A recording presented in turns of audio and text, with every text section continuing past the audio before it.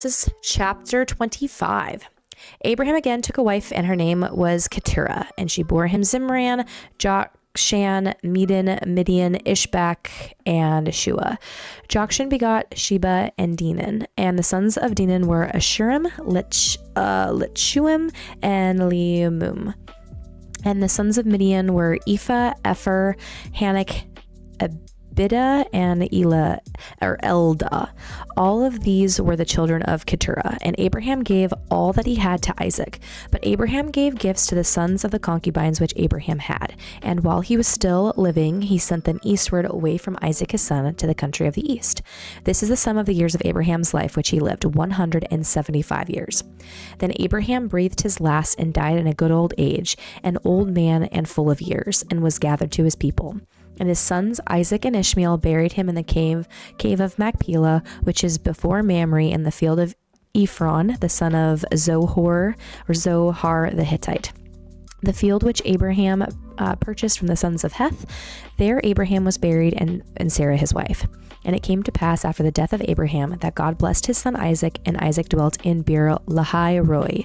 Now this is the genealogy of Ishmael, Abraham's son, whom Hagar the Egyptian, Sarah's maidservant, bore to Abraham. And these were the names of the sons of Ishmael, by their names according to their generations.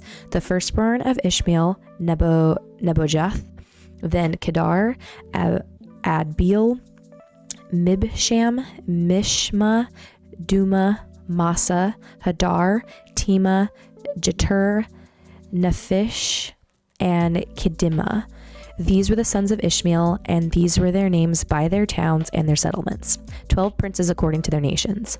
These were the years of the life of Ishmael, 137 years, and he breathed his last and died and was gathered to his people. They dwelt from Havilah as far as Shur, which is east of Egypt, as you go toward Assyria. He died in the presence of all of his brethren. This is the genealogy of Isaac, Abraham's son. Abraham begot Isaac. Isaac was 40 years old when he took Rebekah as wife, the daughter of Bethuel, the Syrian of Padan Aram, the sister of Laban the Syrian. Now Isaac pleaded with the Lord for his wife because she was barren, and the Lord granted his plea, and Rebekah his wife conceived. But the children struggled together within her, and she said, "If all is well, why am I like this?" So she went to inquire of the Lord. And the Lord said to her, 2 nations are in your womb. 2 peoples shall be separated from your body. 1 people shall be stronger than the other, and the older shall serve the younger. So when her days were fulfilled for her to give birth, indeed there were twins in her womb. And the first came out red. He was like a hairy garment all over. So they called his name Esau. Afterward, his brother came out, and his hand took hold of Esau's heel. So his name was called Jacob. Isaac was 6 years old when she bore them. So the boys grew, and Esau was a skillful hunter, a man of the field. But Jacob was a mild man, dwelling in tents. And Isaac loved Esau because he ate of his game, but Rebekah loved Jacob. Now Jacob cooked a stew, and Esau came in from the field, and he was weary. And Esau said to Jacob, "Please feed me with that same red stew, for I am weary." Therefore his name was called Edom. But Jacob said, "Sell me your birthright of this day." And Esau said, "Look, I'm about to die, so what is this birthright to me?" Then Jacob said, "Swear to me as of this day." So he swore to him and sold his birthright to Jacob. And Jacob gave Esau bread and stew of lentils. Then he ate and drank, arose, and went his way. Thus Esau despised his birthright. So a lot of people will say too, right, like this is very important because Esau was the older one, and Esau had a birthright. And back in the day, like for your birthright, you got double the portion of your sibling. Like if you have siblings or brothers or anything like that, you get double the portion. And so because Esau didn't prepare himself enough food when he went out to go and hunt, he came back and he smelled the good food that his brother made, and in order for him to have some of it, he asked for his brother's birthright. So it's pretty important. So that was Genesis chapter 25, and we're going to go on to chapter 26. Alrighty, Genesis 26. There was a famine in the land. Well, I don't know why this sorry guys, I don't know why this is all coming up, but okay. There was a famine in the land besides the first famine that was in the days of Abraham. And Isaac went to Abimelech, king of the Philistines, in Gerar. Then the Lord appeared to him and said, "Do not go down to Egypt. Live in the land of which I shall tell you. Dwell in this land, and I will be with you and bless you. For to you and your descendants I give all these lands, and I will perform the oath which I swore to Abraham your father. And I will make your descendants multiply as the stars of heaven, and I will give to your descendants all these lands, and in your seeds all the nations of the earth shall be blessed. Because Abraham obeyed my voice and kept my charge, my commandments, my statutes, and my laws, so Isaac dwelt in Gerar. And the men of the place asked about his wife, and he said, she is my sister. Here we go again. For he was afraid to say she's my wife, because he thought, lest the men of the place kill me for Rebekah, because she is beautiful to behold. Now it came to pass, when he had been there a long time, that Abimelech, king of the Philistines, looked through a window and saw, and there was Isaac showing endearment to Rebekah his wife. Then Abimelech called Isaac and said, quite obviously she's your wife, so how could you say she is my sister? And Isaac said to him, because I said, lest I die on account of her. And Abimelech said, what is this you have done to us? One of the people might soon have lain with your wife, and you would have brought guilt on us. So Abimelech charged all his people, saying, he who touches this man or his wife shall surely be put to death. Then Isaac sowed in that land and reaped in the same year 100-fold, and the Lord blessed him.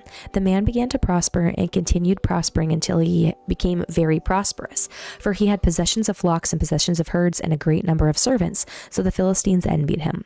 Now the Philistines had stopped up the wells which his father's servants had dug in the days of Abraham his father, and they had filled them with earth. And Abimelech said to Isaac, go away from us, for you are much mightier than we.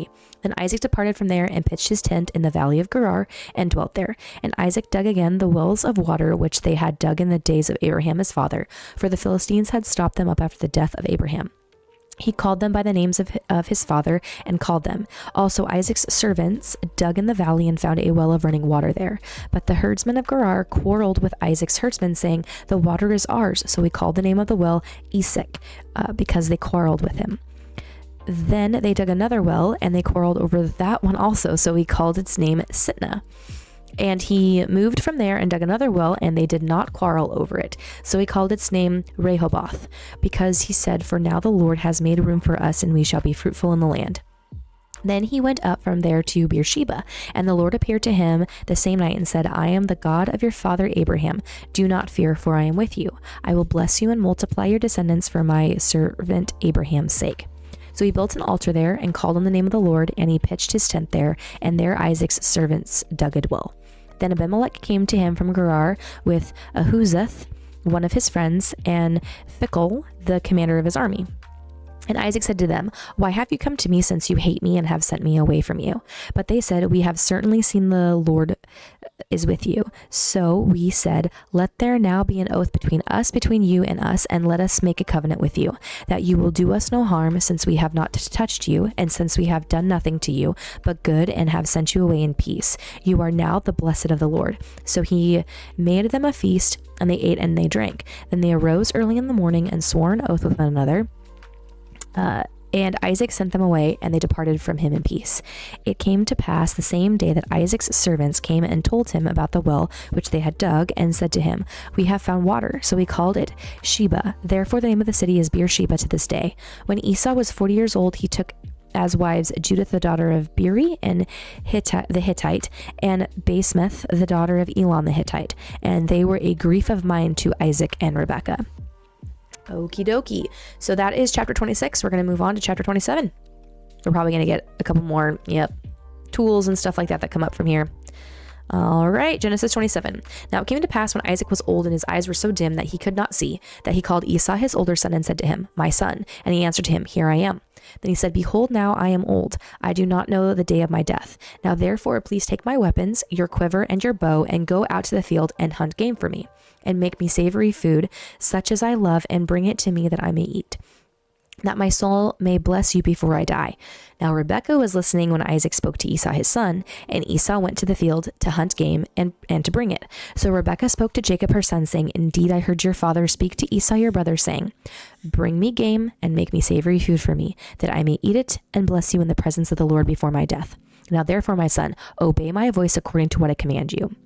Go now to the flock and bring me from there 2 choice kids of the goats, and I will make savory food from them for your father, such as he loves.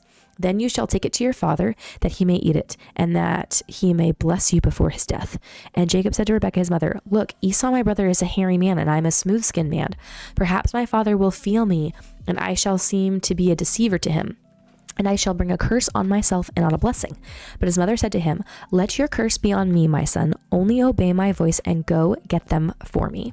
And he went and got them and brought them to his mother. And his mother made savory food such as his father loved. Then Rebekah took the choice clothes of her eldest son Esau, which were with her in the house, and put them on Jacob, her younger son. And she put the skins of the kids of goats on his hands and on the smooth part of his neck. Then she gave the savory food and the bread which she had prepared into the hand of her son Jacob. So he went to his father and said, my father. And he said, here I am. Who are you, my son? Jacob said to his father, I am Esau, your firstborn. I have done just as you told me. Please arise, sit, and eat my game, that your soul may bless me. But Isaac said to his son, how is it that you have found it so quickly, my son? And he said, because the Lord your God brought it to me. Then Isaac said to Jacob, please come near that I may feel you, my son, whether you are really my son Esau or not. So Jacob went near to his father, and Jacob felt him and said, Isaac felt him and he said, the voice is Jacob's voice, but the hands are the hands of Esau. And he did not recognize him because his hands were hairy like his brother Esau's hands. So he blessed him. Then he said, are you really my son Esau? He said, I am. He said, bring it near to me and I will eat my son's game, so that my soul may bless you. So he brought it near to him, and he ate, and he brought him wine, and he drank.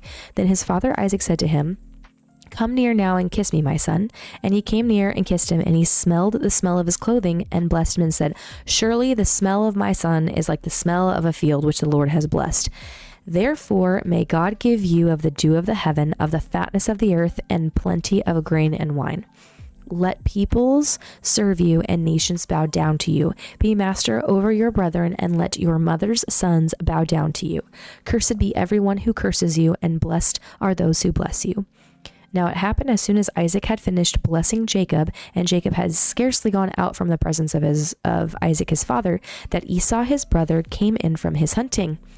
He also had made savory food and brought it to his father, and said to his father, let my father arise and eat of his son's game, that your soul may bless me.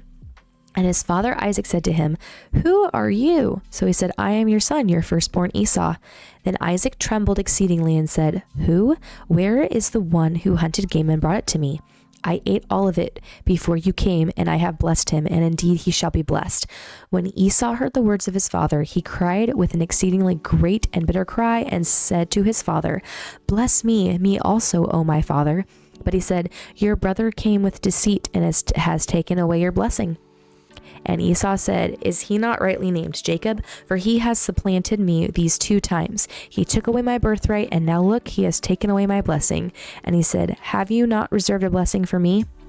Then Isaac answered and said to Esau, indeed, I have made him your master, and all his brethren I have given to him as servants. With grain and wine I have sustained him. What shall I do now for you, my son? And Esau said to his father, have you only one blessing, my father? Bless me also, my father. And Esau lifted up his voice and wept.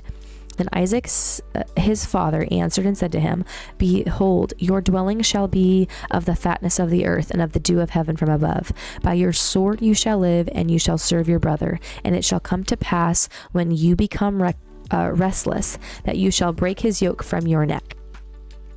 So Esau hated Jacob because of the blessing with which his father blessed him. And Esau said in his heart, the days of mourning for my father are at hand.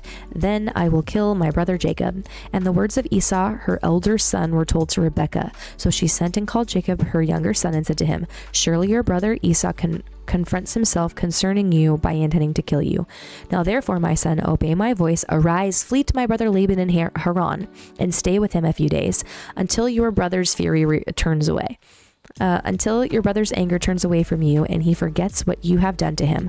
Then I will send and bring you from there. Why should I be bereaved also of you, both in one day? And Rebekah said to Isaac, I am weary of my life because of the daughters of Heth. If Jacob takes a wife of the daughters of Heth, like these who are the daughters of the land, what good will my life be to me? Goodness, a lot definitely happens in that chapter. I'm actually kind of happy that I'm rereading some of this because I know the stories because I've read the Bible a lot. Like growing up, that was something that we did, my family and I.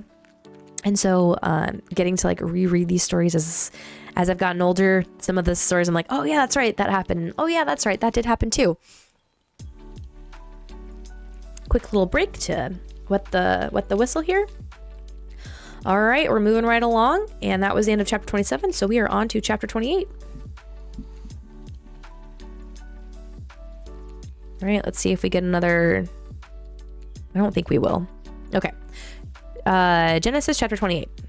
Then Isaac called Jacob and blessed him, and charged him and said to him, "You shall not take a wife from the daughters of Canaan. Arise, go to Padan Aram, to the house of Bethuel your mother's father, and take yourself a wife from there of the daughters of Laban your mother's brother. May God Almighty bless you and make you fruitful and multiply you, that you may be an assembly of peoples, and give you the blessing of Abraham to you and your descendants with you, that you may inherit the land in which you are a stranger, which God gave to Abraham." So Isaac sent Jacob away, and he went to Padan Aram to Laban the son of Bethuel the Syrian, the brother of Rebekah, the mother of Jacob and Esau. Esau saw that Isaac had blessed Jacob and sent him away to Padan Aram to take himself a wife from there, and that as he blessed him, he gave him a charge, saying, "You shall not take a wife from the daughters of Canaan," and that Jacob had obeyed his father and his mother and had gone to Padan Aram. Also, Esau saw the daughters of Canaan did not please his father Isaac. So Esau went to Ishmael and took Mahalath, the daughter of Ishmael, Abraham's son, the sister of Nebuchadnezzar, to be his wife in addition to the wives he had. Now Jacob went out from Beersheba and went toward Haran. So he came to a certain place and stayed there all night because the sun had set. And he took one of the stones of that place and put it at his head, and he lay down in that place to sleep. Then he dreamed, and behold, a ladder was set up on the earth, and its top reached to the heaven, and there the angels of God were ascending and descending on it. And behold, the Lord stood above it and said, "I am the Lord God of Abraham your father, and the God of Isaac. The land on which you lie I will give to you and your descendants. Also your descendants shall be as the dust of the earth. You shall spread abroad to the west and to the east, to the north and the south, and in you and in your seed all the families of the earth shall be blessed. Behold, I am with you, and will keep you wherever you go, and will bring you back to this land, for I will not leave you until I have done what I have spoken to you." Then Jacob awoke from his sleep and said, "Surely the Lord is in this place, and I did not know it." And he was afraid and said, "How awesome is this place! This is none other than the house of God, and this is the gate of heaven." Then Jacob rose early in the morning and took the stone that he had put at his head and set it up as a pillar and poured oil on top of it. And he called the name of the place Bethel, but the name of that city had been Luz previously. Then Jacob made a vow, saying, "If God will be with me and keep me in this way that I'm going, and give me bread to eat and clothing to put on, so that I come back to my father's house in peace, then the Lord shall be my God, and this stone which I have set as a pillar shall be God's house, and of all that you give me I will surely give a tenth to you." So this is kind of like what sets up for some people that kind of talk about a tithe, right? Like, you give me, I will surely give you a tenth. So that's kind of where we, within like the Christian culture and community, this is kind of where we get our tithing from. Is really, this is the first time that I feel like it talks about, which is like the 10th. Alrighty, and I do love this story too of like the Jacob's ladder is what this has kind of like been known, which is awesome. Just because it's kind of cool, like you have a dream and all of a sudden like you're seeing a ladder going up to heaven. I mean, that's kind of cool. All right, Genesis 29. We're getting closer. So Jacob went on his journey and came to the land of the people of the east. And he looked and he saw a well in the field, and behold, there were 3 flocks of sheep lying by it. For out of that well they watered the flocks. A large stone was on the well's mouth. Excuse me. Now all the flocks would be gathered there, and they would roll the stone from the well's mouth, water the sheep, and put the stone back in its place on the well's mouth.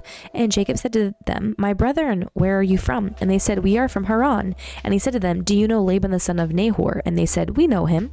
So he said to them, "Is he well?" And they said, "He is well. And look, his daughter Rachel is coming with the sheep." Then he said, "Look, it is still high day. It is not time for the cattle to be gathered together. Water the sheep and go and feed them." But they said, "We cannot until all the flocks are gathered together and they have rolled the stone from the well's mouth. Then we water the sheep." Now, while he was still speaking with them, Rachel came with her father's sheep, for she was a shepherdess. And it came to pass when Jacob saw Rachel, the daughter of Laban, his mother's brother, and the sheep of Laban, his mother's brother, that Jacob went near and rolled the stone from the well's mouth and watered the flock of Laban, his mother's brother. Then Jacob kissed Rachel and lifted up his voice and wept. And Jacob told Rachel that he was her father's relative and he was Rebekah's son. So she ran and told her father.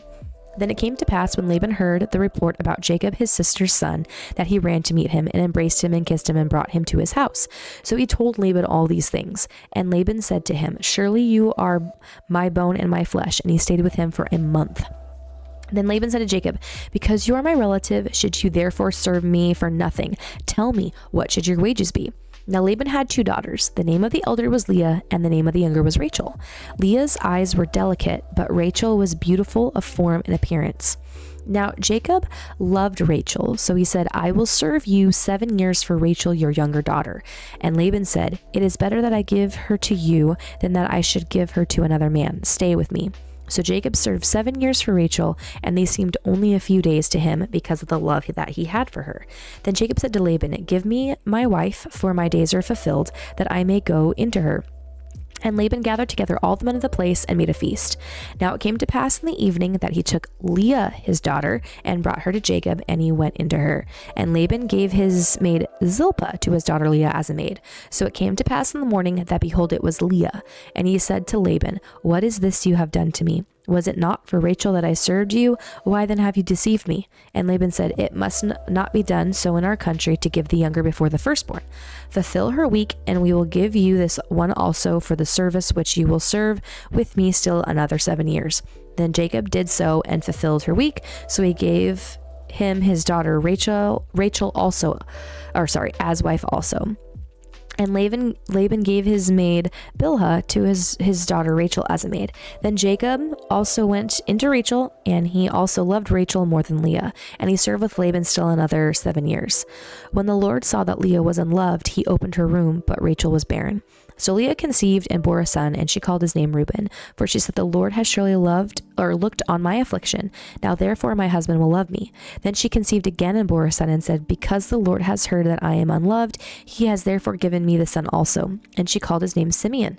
She conceived again and bore a son, and said, "Now this time my husband will become attached to me, because I have borne him 3 sons. Therefore his name was called Levi. And she conceived again and bore a son, and said, "Now I will praise the Lord." Therefore she called his name Judah. Then she stopped bearing. All right, next chapter, Genesis 30. Now when Rachel saw that she bore Jacob no children, Rachel envied her sister and said to Jacob, "Give me children or else I die." And Jacob's anger was aroused against Rachel, and he said, "Am I in the place of God, who has withheld from you the fruit of the womb?" So she said, "Here is my maid Bilhah, go into her, and she will bear a child on my knees, that I also may have children by her." Then she gave him Bilhah, her maid, as wife, and Jacob went into her. And Bilhah conceived and bore Jacob a son. And Rachel said, "God has judged my case, and he has also heard my voice and given me a son." Therefore she called his name Dan. And Rachel's maid Bilhah conceived again and bore Jacob a second son. Then Rachel said, "With great wrestlings I have wrestled with my sister, and indeed I have prevailed." So she called his name Naphtali. When Leah saw that she had stopped bearing, she took Zilpah her maid and gave her to Jacob as wife. And Leah's maid Zilpah bore Jacob a son. And Leah said, "A troop comes." So she called his name Gad. And Leah's maid Zilpah bore Jacob a second son. Then Leah said, "I am happy, for the daughters will call me blessed." So she called his name Asher. Now Reuben went in the days of wheat harvest and found mandrakes in the field and brought them to his mother Leah. Then Rachel said to Leah, "Please give me some of your son's mandrakes." But she said to her, "Is it a small matter that you have taken away my husband? Would you take away my son's mandrakes also?" And Rachel said, "Therefore he will lie with you tonight for your son's mandrakes." When Jacob came out of the field in the evening, Leah went out to meet him and said, "You must come in to me, for I have surely hired you with my son's mandrakes." And he lay with her that night. And God listened to Leah, and she conceived and bore Jacob a 5th son. Leah said, "God has given me my wages, because I have given my maid to my husband." So she called his name Issachar. Then Leah conceived again and bore Jacob a sixth son. And Leah said, God has endowed me with a good endowment. Now my husband will dwell with me because I have borne him 6 sons. So she called his name Zebulun. Afterward, she bore a daughter and called her named Dinah. Then God remembered Rachel, and God listened to her and opened her womb. And she conceived and bore a son and said, God has taken away my reproach. So she called his name Joseph and said, the Lord shall add to me another son. And it came to pass when Rachel had borne Joseph that Jacob said to Laban, send me away that I may go to my own place and to my country.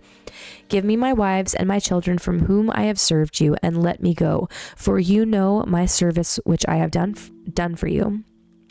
Then Laban said to him, please stay if I have found favor in your eyes, for I have learned by experience the Lord has blessed me for your sake. Then he said, name your wages and I will give it. So Jacob said to him, you know how I have served you and how your livestock has been with me. For what you had before I came was little, and it has increased to a great amount.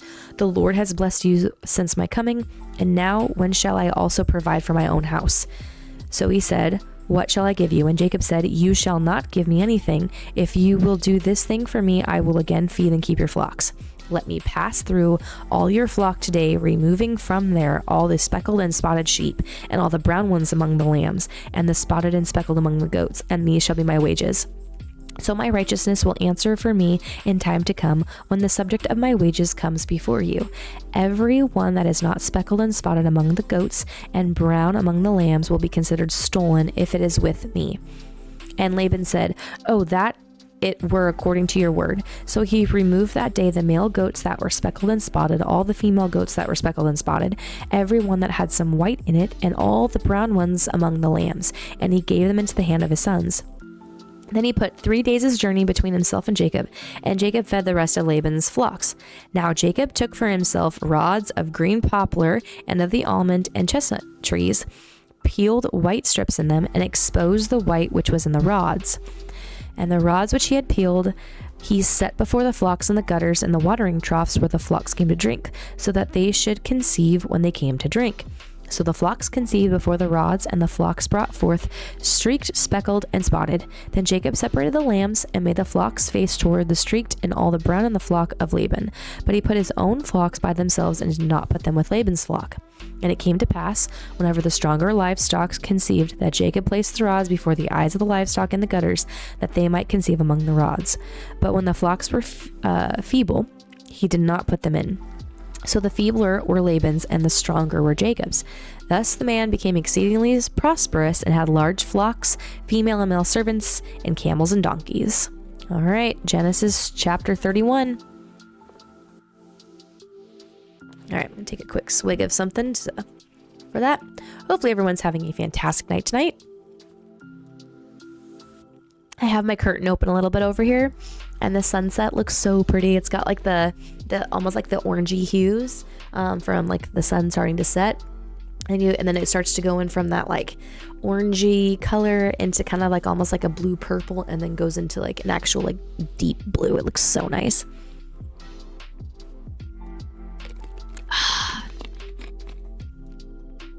All right, for those of you that are here currently in the stream, or for those of you that will find the stream later, please let me know, and there's a way that you can chat on the channel. Please let me know if you're enjoying this series so far, and if this is a lot better than the previous stream that we had, where I was just reading straight from my Bible, which I do love.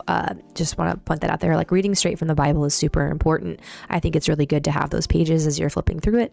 But sometimes if I'm going to be doing this part of my live, I want to make sure that everyone else can also read it on the screen as well. So with that, we'll continue on our Bible reading. Right now, Jacob heard the words of Laban's son, saying, Jacob has taken away all that was our father's, and from what was our father's he has acquired all this wealth.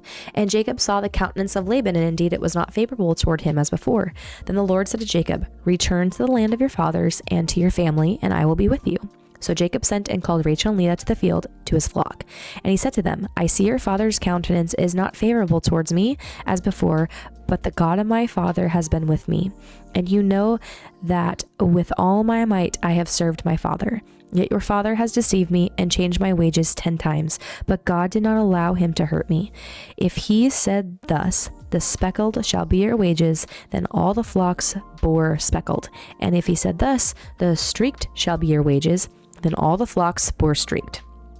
So God has taken away the livestock of your father and given them to me.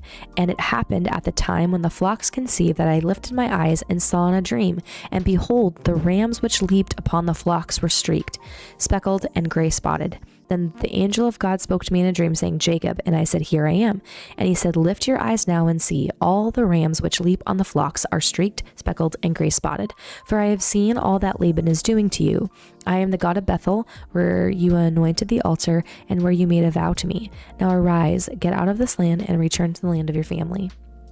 Then Rachel and Leah answered and said to him, Is there still any portion or inheritance for us in our father's house?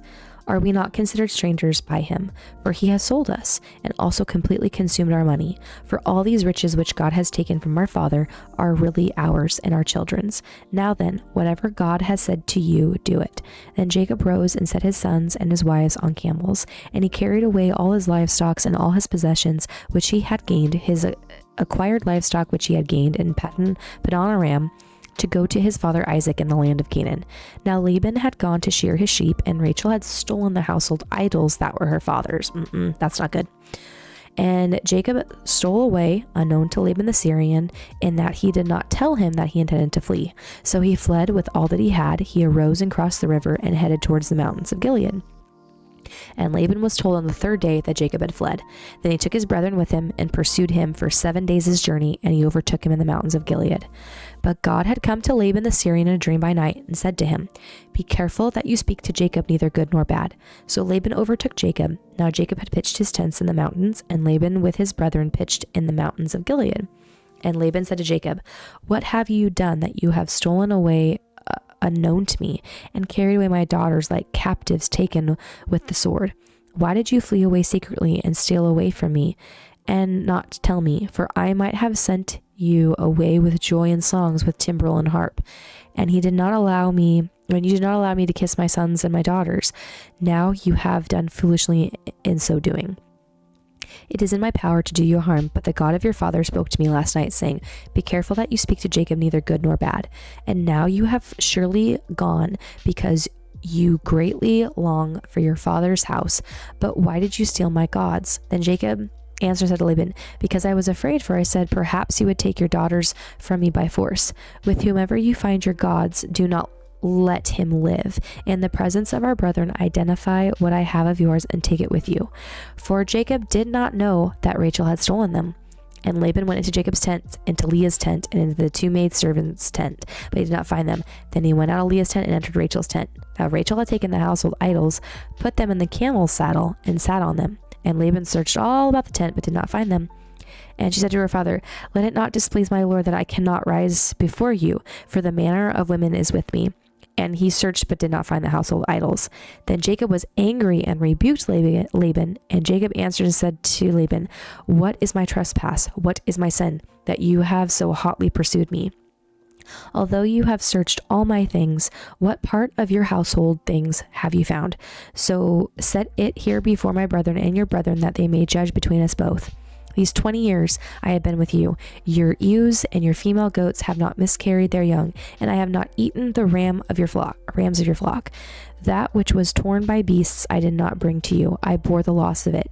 You required it from my hand, whether stolen by day or stolen by night. There I was. In the day the drought consumed me, and the frost by night, and my sleep departed from my eyes. Thus I have been in your house 20 years. I served you 14 years for your 2 daughters and 6 years for your flock, and you have changed my wages 10 times. Unless the God of my father, the God of Abraham, and the fear of Isaac had been with me, surely now you would have sent me away empty-handed. God has seen my affliction and the labor of my hands, and rebuked you last night. And Laban answered and said to Jacob, These daughters are my daughters, and these children are my children, and this flock is my flock. All that you see is mine. But what can I do this day to these my daughters, or to their children whom they have borne? Now therefore come, let us make a covenant, you and I, and let it be a witness between you and me. So Jacob took a stone and set it up as a pillar. Then Jacob said to his brethren, Gather stones. And they took stones and made a heap, and they ate there on the heap. Laban called it Jegar Sadutha, but Jacob called it Gilead. Then Laban said, "This heap is a witness between you and me this day." Therefore its name was called Gilead. Also Mizpah, because he said, "May the Lord watch between you and me when we are absent from one another. If you afflict my daughters, or if you take other wives besides my daughters, although no man is with us, see, God is witness between you and me." Then Laban said to Jacob, "Here is this heap, and here is this pillar, which I have placed between you and me. This heap is a witness, and this pillar is a witness, that I will not pass beyond this heap to you, and you will not pass beyond this heap and this pillar to me for harm. The God of Abraham, the God of Nahor, and the God of their father judge between us." And Jacob swore by the fear of his father Isaac. Then Jacob offered a sacrifice on the mountain and called his brethren to eat bread. And they ate bread and stayed all night on the mountain. And early in the morning, Laban arose and kissed his sons and daughters and blessed them. Then Laban departed and returned to his place. All right, going to chapter 32. So Jacob went on his way, and the angels of God met him. When Jacob saw them, he said, "This is God's camp." And he called the name of that place Mahanaim. And Jacob sent messengers before him to Esau his brother in the land of Seir, the country of Edom. And he commanded them, saying, "Speak thus to my lord Esau. Thus your servant Jacob says, I have dwelt with Laban and stayed there until now. I have oxen, donkeys, flocks, and male and female servants. And I have sent to tell my lord that I may find favor in his sight." Then the messengers returned to Jacob, saying, "We came to your brother Esau, and he also is coming to meet you, and 400 men are with him." So Jacob was greatly afraid and distressed, and he divided the people that were with him, and the flocks and herds and camels into 2 companies. And he said, if Esau comes to the one company and attacks it, then the other company which is left will escape. Then Jacob said, "O God of my father Abraham and God of my father Isaac, the Lord who said to me, 'Return to your country and to your family, and I will deal well with you.' I am not worthy of the least of all the mercies and of all the truth which you have shown your servant. For I crossed over this Jordan with my staff, and now I have become 2 companies. Deliver me, I pray, from the hand of my brother, from the hand of Esau, for I fear him, lest he come and attack me, and the mother with the children. For you said, I will surely treat you well and make your descendants as the sand of the sea, which cannot be numbered for multitude." So he lodged there that same night and took what came to his hand as a present for Esau his brother: 200 female goats and 20 male goats, 200 ewes and 20 rams, 30 milk camels with their colts, 40 cows and 10 bulls, 20 female donkeys and 10 foals. Then he delivered them to the hand of his servants, every drove by itself, and said to his servants, "Pass over before me and put some distance between successive droves." And he commanded the first one, saying, "When Esau my brother meets you and asks you, saying, 'To whom do you belong, and where are you going? Whose are these in front of you?' then you shall say, 'They are your servant Jacob's. It is a present sent to my lord Esau, and behold, he also is behind us.'" So he commanded the second, the third, and all who followed the drove, saying, "In this manner you shall speak to Esau when you find him, and also say, 'Behold, your servant Jacob is behind us.' For he said, 'I will appease him with the present that goes before me, and afterward I will see his face. Perhaps he will accept me.' So the present went on over before him, but he himself lodged that night in the camp. And he arose that night and took his 2 wives, his 2 female servants, and his 11 sons, and crossed over the ford of Jabbok. He took them, sent them over the brook, and sent over what he had. Then Jacob was left alone, and a man wrestled with him until the breaking of day. Now when he saw that he did not prevail against him, he touched the socket of his hip, and the socket of Jacob's hip was out of joint as he wrestled with him. And he said, "Let me go, for day breaks." But he said, "I will not let you go unless you bless me." So he said, "What is your name?" He said, "Jacob." And he said, "Your name shall no longer be called Jacob, but Israel, for you have struggled with God and with men and have prevailed." Then Jacob asked, saying, "Tell me your name, I pray." And he said, "Why is it that you ask about my name?" And he blessed him there. And Jacob called that the name of the place Peniel, for I have seen God face to face, and my life is preserved. Just as he crossed over Peniel, the sun rose on him, and he limped on his hip. Therefore to this day the children of Israel do not eat the muscle that shrank, which is on the hip socket, because he touched the socket of Jacob's hip in the muscle that shrank. All right, getting myself a little bit more, feeling my throat go just a little. Also, I had a dentist appointment today, so my tongue keeps like brushing up against my back molar because that's where I got my my cavities filled today. And I have a couple more appointments to fill the other cavities, but it feels so weird, like in the back of my molar on this side. All right, Genesis chapter 33. I feel like we're moving quite along. We will be down to 10. We'll be 10 chapters down here in a minute. All right, Genesis 33. Now Jacob lifted his eyes and looked, and there Esau was coming, and with him were 400 men. So he divided the children among Leah, Rachel, and the 2 maidservants. And he put the maidservants and their children in front, Leah and her children behind, and Rachel and Joseph last.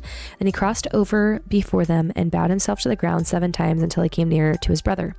But Esau ran to meet him and embraced him and fell on his neck and kissed him, and they wept. And he lifted his eyes and saw the women and children and said, "Who are these with you?" So he said, "The children whom God has graciously given your servant." Then the maidservants came near, they and their children, and bowed down. And Leah also came near with her children, and they bowed down. Afterward, Joseph and Rachel came near, and they bowed down. Then Esau said, "What do you mean by all this company which I met?" And he said, "These are to find favor in the sight of my Lord." But Esau said, "I have enough, my brother. Keep what you have for yourself." And Jacob said, "No, please. If I have now found favor in your sight, then receive my present from my hand. Inasmuch as I have seen your face, as though I had seen the face of God, and you were pleased with me. Please take my blessing that is brought to you, because God has dealt graciously with me, and because I have enough." So he urged him, and he took it. Then Esau said, "Let us take our journey, let us go, and I will go before you."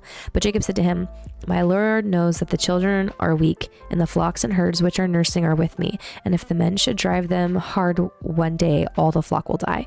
Please let my Lord go on ahead before his servant. I will lead on slowly at a pace which the livestock that go before me and the children are able to endure, until I come to my Lord in Seir." And Esau said, "Now let me leave with you some of the people who are with me." But he said, "What need is there? Let me find favor in the sight of my Lord." So Esau returned that day on his way to Seir, and Jacob journeyed to Succoth, built himself a house, and made booths for his livestock. Therefore the name of the place is called Succoth.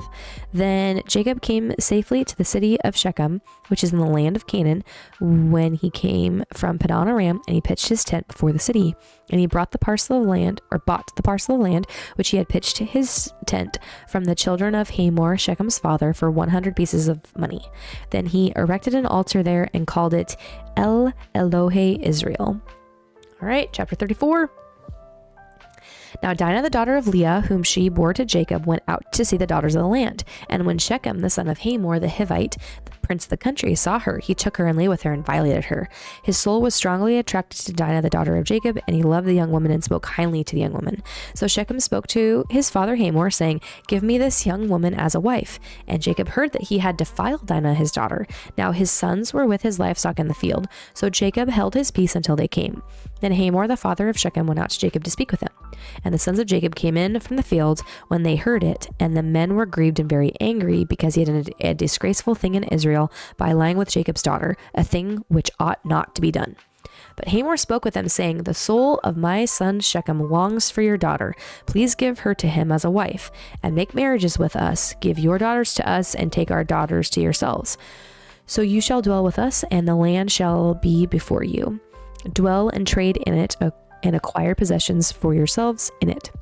Then Shechem said to her father and her brothers, "Let me find favor in your eyes, and whatever you ask me I will give. Ask me ever so much dowry and gift, and I will give according to what you say to me. But give me the young woman as a wife." But the sons of Jacob answered Shechem and Hamor his father, and spoke deceitfully, because he had defiled Dinah their sister. And they said to them, "We cannot do this thing, to give our sister to one who was uncircumcised, for that would be a reproach to us. But on this condition we will consent to you, if you will become as we are, if every male of you is circumcised. Then we will give our daughters to you, and we will take your daughters to us, and we will dwell with you, and you will become one people. But if you will not heed us and be circumcised, then we will take our daughter and be gone." And their words pleased Hamor and Shechem, Hamor's son. So the young man did not delay to do the thing because he delighted in Jacob's daughter, and he was more honorable than all the household of his father. And Hamor and Shechem his son came to the gate of their city and spoke with the men of their city, saying, These men are at peace with us, therefore let them dwell in the land and trade in it. For indeed the land is large enough for them. Let us take their daughters to us as wives, and let us give them our daughters. Only on this condition will the men consent to dwell with us, to be one people, if every male among us is circumcised and they are circumcised. Will not their livestock, their property, and every animal of theirs be ours?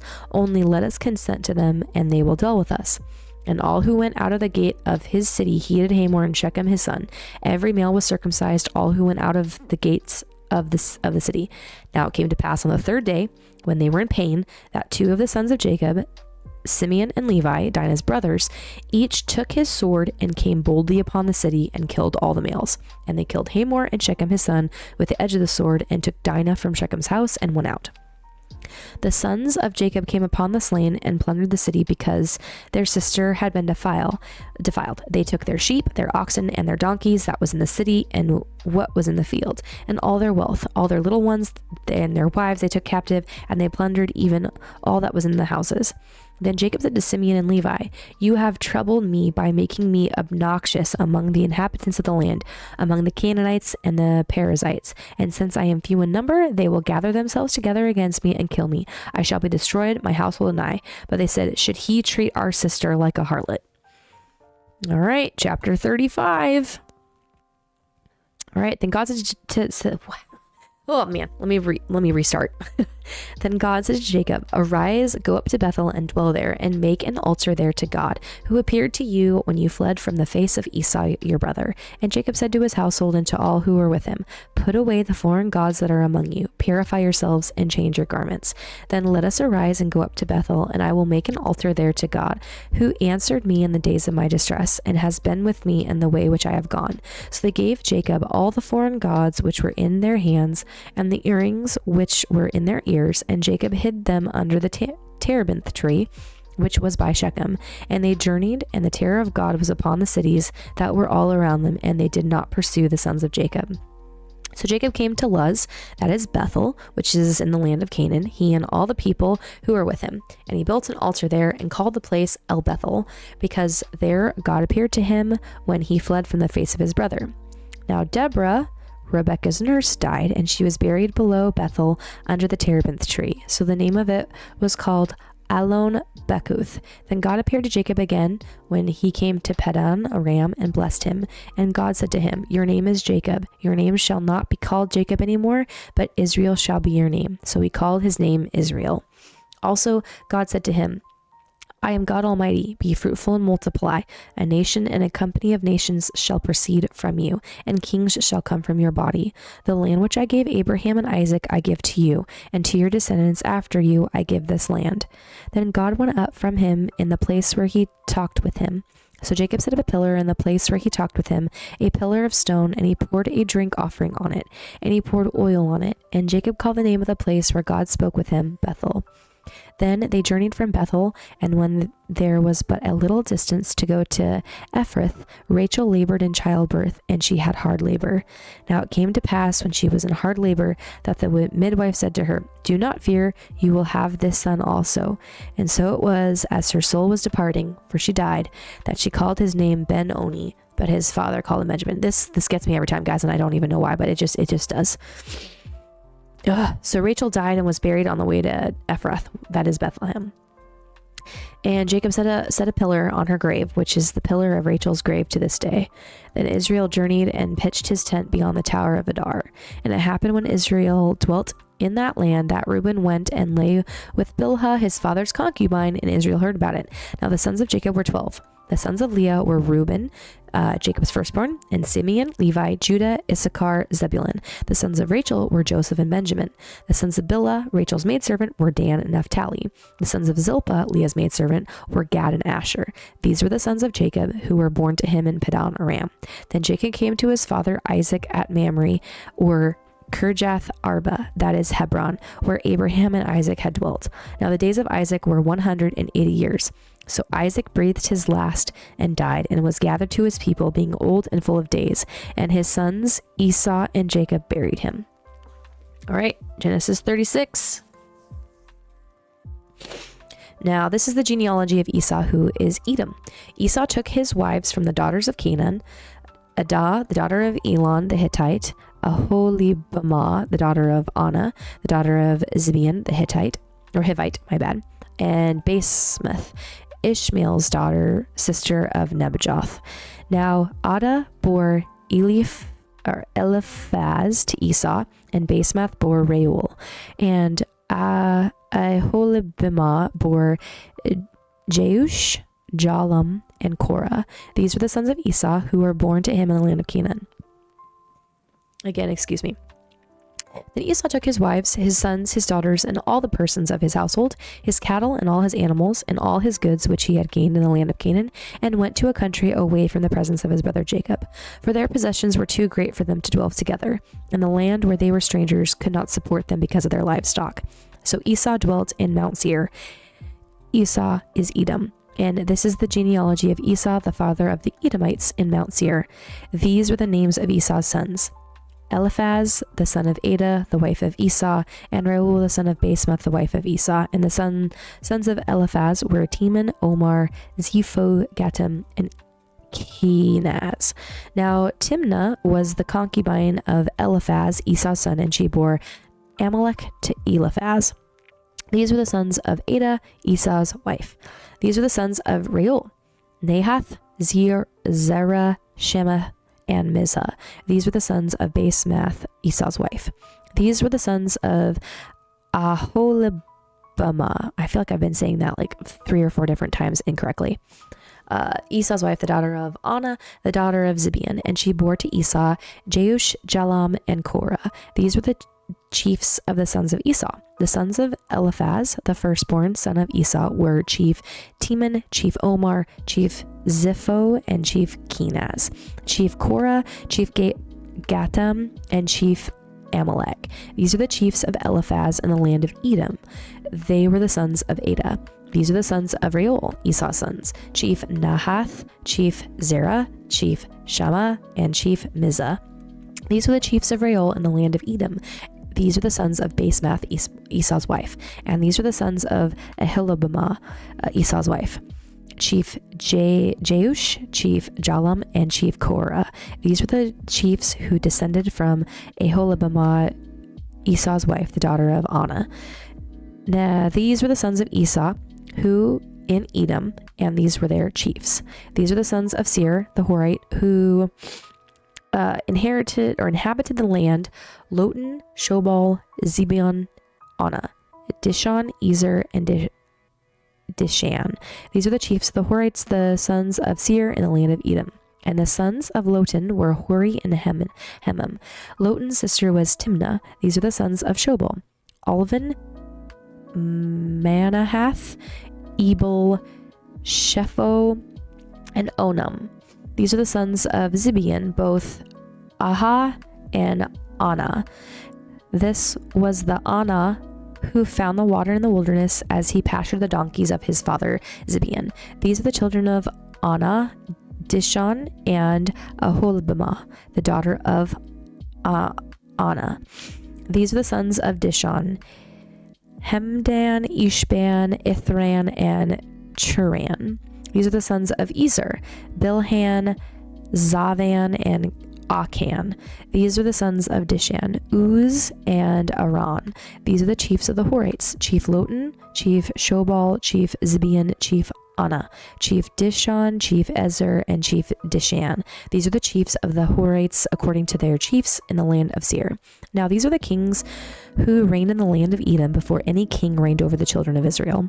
Bela the son of Beor reigned in Edom, and the name of his city was Dinhabah. And when Bela died, Jobab the son of Zerah and Bozrah reigned in his place. When Jobab died, Husham of the land of the Temanites reigned in his place. And when Husham died, Hadad the son of Bedad, who attacked Midian in the field of Moab, reigned in his place. And the name of his city was Avith. When Hadad died, Shamlah and Mashrek reigned in his place. And when Shamlah died, Saul of Rehoboth by the river reigned in his place. When Saul died, Baal-Hanan, the son of Akbor, reigned in his place. And when Baal-Hanan, the son of Akbor, died, Hadar reigned in his place, and the name of his city was Peu.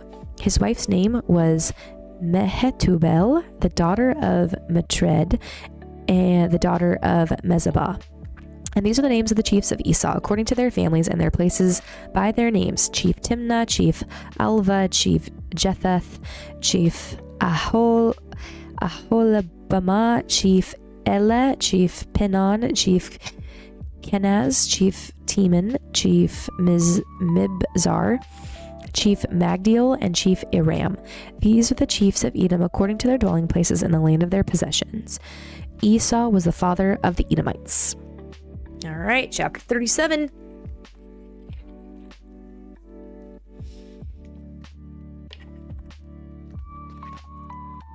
All right. If you guys also want to follow along, this is the link. Like, you can kind of see it here, but it's called Bible Study Tools is what I'm using. That's the website. All right, Genesis 37. Now Jacob dwelt in the land where his father was a stranger, in the land of Canaan. And also, by the way, it's we're coming up to like one of my favorite stories. I really love it. So I'm getting excited for this. Now Jacob dwelt in the land where his father was a stranger, in the land of Canaan. This is the history of Jacob. Joseph, being 17 years old, was feeding the flock with his brothers, and the lad was with the sons of Bilhah and the sons of Zilpah, his father's wives. And Joseph brought a bad report of them to his father. Now Israel loved Joseph more than all his children because he was the son of his old age. Also, he made him a tunic of many colors. But when his brothers saw that their father loved him more than all his brothers, they hated him and could not speak peaceably with him. Now Joseph had a dream, and he told it to his brothers, and they hated him even more.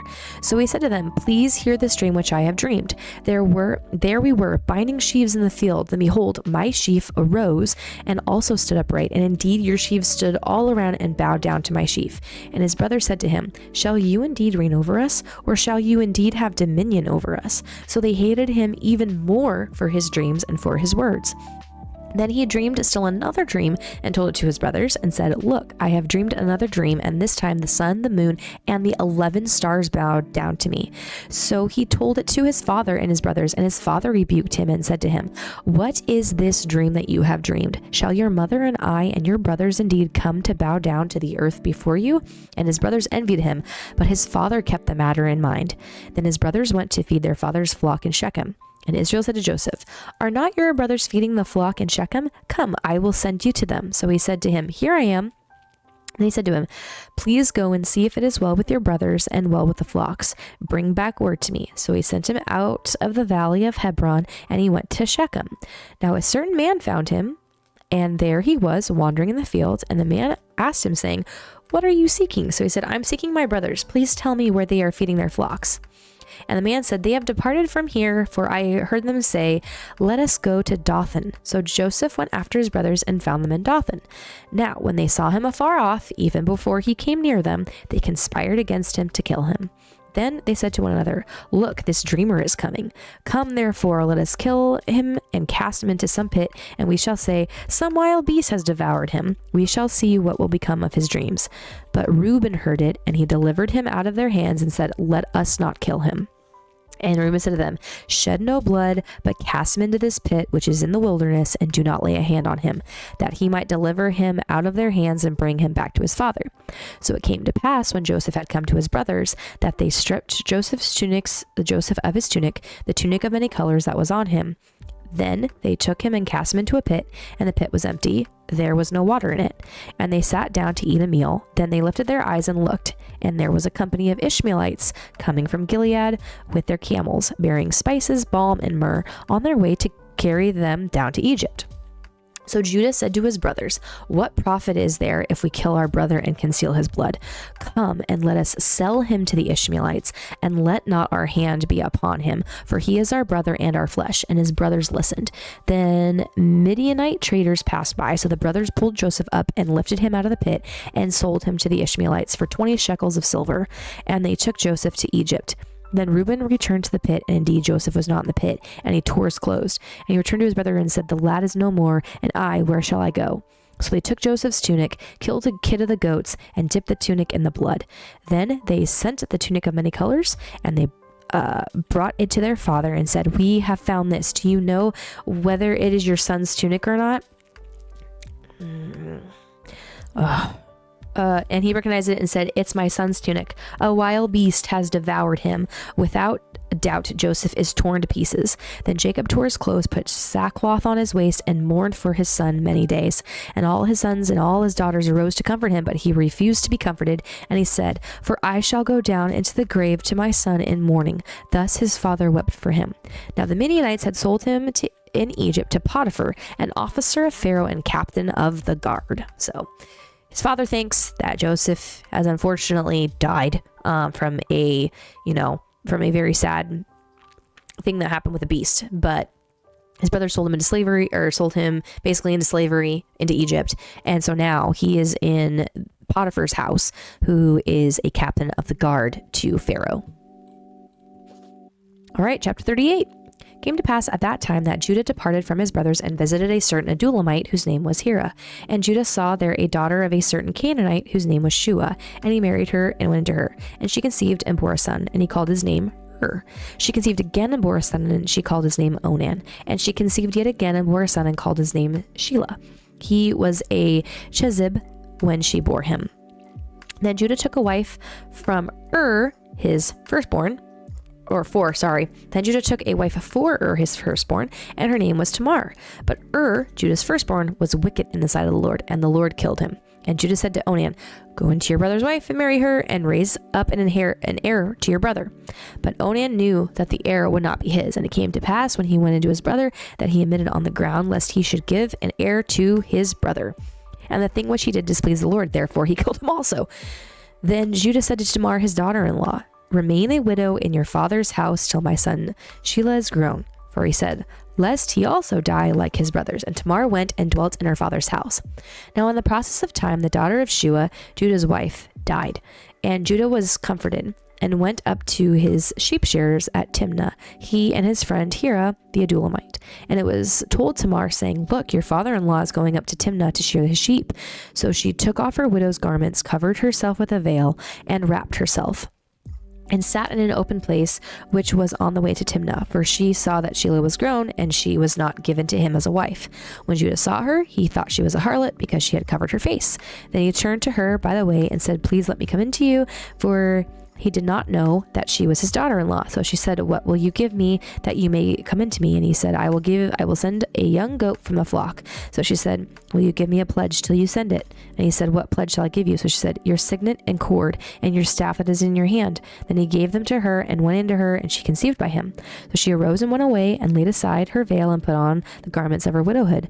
And Judah sent the young goat by the hand of his friend the Adullamite to receive his pledge from the woman's hand, but he did not find her. Then he asked the men of that place, saying, "Where is the harlot who is openly by the roadside?" And they said, "There is no harlot in this place." So he returned to Judah and said, "I cannot find her." Also the men of that place said, "There is no harlot in this place." Then Judah said, let her take them for herself, lest we be shamed. For I sent this young goat, and you have not found her. And it came to pass about 3 months after that Judah was told, saying, "Tamar, your daughter-in-law, has played the harlot. Furthermore, she is with child by harlotry." So Judah said, "Bring her out, and let her be burned." When she was brought out, she sent to her father-in-law, saying, "By the man to whom these belong, I am with child." And she said, "Please determine whose these are, the signet and cord and staff." So Judah acknowledged them and said, "She has been more righteous than I, because I did not give her to Shelah my son." And he never knew her again. Now it came to pass at the time of giving birth that, behold, twins were in her womb. And so it was, when she was giving birth, that the one put out his hand, and the midwife took a scarlet thread and bound it on his hand, saying, "This one came out first." Then it happened, as he drew back his hand, that his brother came out unexpectedly. And she said, "How did you break through? This breach be upon you." Therefore his name was called Perez. Afterward his brother came out, who had the scarlet thread on his hand, and his name was called Zerah. All right, 39. All right, chapter 39. Now Joseph had been taken down to Egypt, and Potiphar, an officer of Pharaoh, captain of the guard, an Egyptian, bought him from the Ishmaelites who had taken him down there. The Lord was with Joseph, and he was a successful man, and he was in the house of his master the Egyptian. And his master saw that the Lord was with him, and that the Lord made all he did to prosper in his hand. So Joseph found favor in his sight and served him. Then he made him overseer of his house, and all that he had he put under his authority. So it was from the time that he had made him overseer of his house and all that he had, that the Lord blessed the Egyptian's house for Joseph's sake. And the blessing of the Lord was on all that he had in the house and in the field. Thus he left all that he had in Joseph's hand, and he did not know what he had expect. Wow. Let me reread that verse again. Thus he left all that he had in Joseph's hand, and he did not know what he had except for the bread which he ate. Now Joseph was handsome in form and appearance. And it came to pass after these things that his master's wife cast longing eyes on Joseph, and she said, Lie with me. But he refused and said to his master's wife, Look, my master does not know what is with me in the house, and he has committed all that he has to my hand. There's no one greater in this house than I, nor has he kept back anything from me but you, because you are his wife. How then can I do this great wickedness and sin against God? So it was, as she spoke to Joseph day by day, that he did not heed her, to lie with her, or to be with her. But it happened about this time, when Joseph went into the house to do his work, and none of the men of the house was inside, that she caught him by his garment, saying, Lie with me. But he left his garment in her hand and fled and ran outside. And so it was, when she saw that he had left his garment in her hand and fled outside, that she called to the men of her house and spoke to them, saying, See, he has brought into us a Hebrew to mock us. He came in to me to lie with me, and I cried out with a loud voice. And it happened when he heard that I lifted my voice and cried out, that he left his garment with me and fled and went outside. So she kept his garment with her until his master came home. When she spoke to him with words like these, saying, The Hebrew servant whom you brought to us came into me to mock me. So it happened, as I lifted my voice and cried out, that he left his garment with me and fled outside. So it was, when his master heard the words which his wife spoke to him, saying, Your servant did to me after this manner, that his anger was aroused. Obviously, right? Then Joseph's master took him and put him into prison, a place where the king's prisoners were confined, and he was there in prison. But the Lord was with Joseph and showed him mercy, and he gave him favor in the sight of the keeper of the prison. And the keeper of the prison committed to Joseph's hand all the prisoners who were in the prison. Whatever they did there, it was his doing. The keeper of the prison did not look into anything that was under Joseph's authority, because the Lord was with him, and whatever he did, the Lord made it prosper. So cool. All right, chapter 40. It came to pass after these things that the butler and the baker of the king of Egypt offended their lord, the king of Egypt. And Pharaoh was angry with his two officers, the chief butler and the chief baker. So he put them in custody in the house of the captain of the guard in the prison, and the place where Joseph was confined. And the captain of the guard charged Joseph with them, and he served them. So they were in custody for a while. Then the butler and the baker of the king of Egypt, who were confined in the prison, had a dream, both of them, each man's dream in one night, and each man's dream with its own interpretation. And Joseph came in to them in the morning and looked at them and saw that they were sad. So he asked Pharaoh's officers, who were with him in the custody of his lord's house, saying, Why do you look so sad today? And they said to him, We each had a dream, and there is no interpreter of it. So Joseph said to them, Do not interpretations belong to God? Tell them to me, please. Then the chief butler told his dream to Joseph and said to him, Behold, in my dream a vine was before me, and in the vine were 3 branches. It was as though it budded, its blossoms shot forth, and its clusters brought forth ripe grapes. Then Pharaoh's cup was in my hand, and I took the grapes and pressed them into Pharaoh's cup, and placed the cup in Pharaoh's hand. And Joseph said to him, This is the interpretation of it. The 3 branches are 3 days. Within 3 days, Pharaoh will lift up your head and restore you to your place, and you will put Pharaoh's cup in his hand according to the former manner when you were his butler. But remember me when it is well with you, and please show kindness to me. Make mention of me to Pharaoh, and get me out of this house. For indeed I was stolen away from the land of the Hebrews, and also I have done nothing here that they should put me into the dungeon. When the chief baker saw that the interpretation was good, he said to Joseph, I also was in I also was in my dream, and there were 3 white baskets on my head.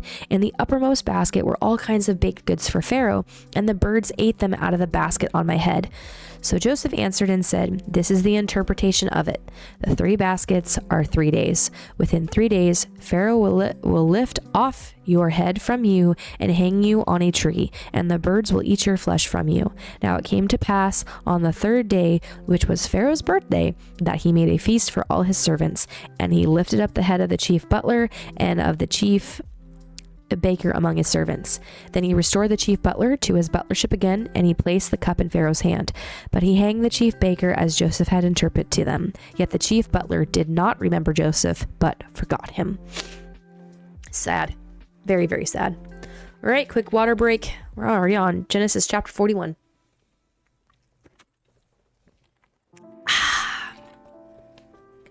Alrighty. Cruising right along, guys. All right, chapter 41. Then it came to pass at the end of 2 full years that Pharaoh had a dream, and behold, he stood by the river. Suddenly there came up out of the river seven cows, fine looking and fat, and they fed in the meadow. Then behold, 7 other cows came up after them out of the river, ugly and gaunt, and stood by the other cows in the river, on the bank of the river. And the ugly and gaunt cows ate up the 7 fine-looking and fat cows. So Pharaoh awoke. He slept and dreamed a second time, and suddenly 7 heads of grain came up on one stalk, plump and good. Then behold, 7 thin heads blighted by the east wind sprang up after them. And the 7 thin heads devoured the 7 plump and full heads. So Pharaoh awoke, and indeed it was a dream. Now it came to pass in the morning that his spirit was troubled, and he sent and called for all the magicians of Egypt and all its wise men. And Pharaoh told them his dream, but there was no one who could interpret them for Pharaoh. Then the chief butler spoke to Pharaoh, saying, "I remember my faults this day. When Pharaoh was angry with his servants and put me in custody in the house of the captain of the guard, both me and the chief baker, we each had a dream in one night, he and I. Each of us dreamed according to the interpretation of his own dream. Now there was a young Hebrew man with us there, a servant of the captain of the guard, and we told him, and he interpreted our dreams for us. To each man he interpreted according to his own dream. And it came to pass, just as he interpreted for us, so it happened. He restored me to my office, and he hanged him. Then Pharaoh sent and called Joseph, and they brought him quickly out of the dungeon. And he shaved, changed his clothes, and came to Pharaoh. And Pharaoh said to Joseph, "I have had a dream, and there is no one who can interpret it. But I have heard it said of you that you can understand a dream to interpret it." So Joseph answered Pharaoh, saying, It is not in me. God will give Pharaoh an answer of peace." Then Pharaoh said to Joseph, "Behold, in my dream I stood on the bank of the river. Suddenly 7 cows came up out of the river, fine looking and fat, and they fed in the meadow. Then behold, 7 other cows came up after them, poor and very ugly and gaunt, such ugliness as I have never seen in all the land of Egypt. And the gaunt and ugly cows ate up the first 7, the fat cows. When they had eaten them up, no one would have known that they had eaten them, for they were just as ugly as at the beginning. So I awoke. Also I saw in my dream, and suddenly 7 heads came up on one stalk, full and good. And behold, 7 heads withered, thin, and blighted by the east wind sprang up after them, and the thin heads devoured the 7 good heads. So I told this to the magicians, but there was no one who could explain it to me. Then Joseph said to Pharaoh, "The dreams of Pharaoh are one. God has shown Pharaoh what he is about to do. The 7 good cows are 7 years, and the 7 good heads are 7 years. The dreams are one. And the 7 thin and ugly cows which came up after them are 7 years, and the 7 empty heads blighted by the east wind are 7 years of famine. This is the thing which I have spoken to Pharaoh. God has shown Pharaoh what he is about to do. Indeed, 7 years of great plenty will come throughout all the land of Egypt, but after them 7 years of famine will arise, and all the plenty will be forgotten in the land of Egypt, and the famine will deplete the land. So the plenty will not be known in the land because of the famine following, for it will be very severe." And the dream was repeated to Pharaoh twice, because the thing is established by God, and God will shortly bring it to pass. Now therefore let Pharaoh select a discerning and wise man, and set him over the land of Egypt. Let Pharaoh do this, and let him appoint officers over the land to collect 1/5 of the produce of the land of Egypt in the 7 plentiful years. Hey Robert, how's it going? and let them gather all the food of those good years that are coming and store up grain under the authority of Pharaoh, and let him keep food in the cities. Then that food shall be as a reserve for the land for the 7 years of famine, which shall be in the land of Egypt, that the land may not perish during the famine. So the advice was good in the eyes of Pharaoh and in the eyes of all his servants. And Pharaoh said to his servants, "Can we find such a one as this, a man in whom is the Spirit of God?" Then Pharaoh said to Joseph, "Inasmuch as God has shown you all this, there is no one as discerning and wise as you. You shall be over my house, and all my people shall be ruled according to your word. Only in regard to the throne will I be greater than you." And Pharaoh said to Joseph, "See, I have set you over all the land of Egypt." Then Pharaoh took his signet ring off his hand and put it on Joseph's hand. And he clothed him in garments of fine linen and put a gold chain around his neck. And he had him ride in the second chariot which he had. And they cried out before him, "Bow the knee." So he set him over all the land of Egypt. Pharaoh also said to Joseph, "I am Pharaoh, and without your consent no man may lift his hand or foot in all the land of Egypt." And Pharaoh called Joseph's name Zaphnath-Paneah, and he gave him as a wife Asenath, the daughter of Potipharah, priest of On. So Joseph went out over the land of Egypt. Joseph was 30 years old when he stood before Pharaoh, king of Egypt. And Joseph went out from the presence of Pharaoh and went throughout all the land of Egypt. Now in the 7 plentiful years the ground brought forth abundantly. So he gathered up all the food of the 7 years which were in the land of Egypt, and laid up the food in the cities. He laid up in every city the food of the fields which surrounded them.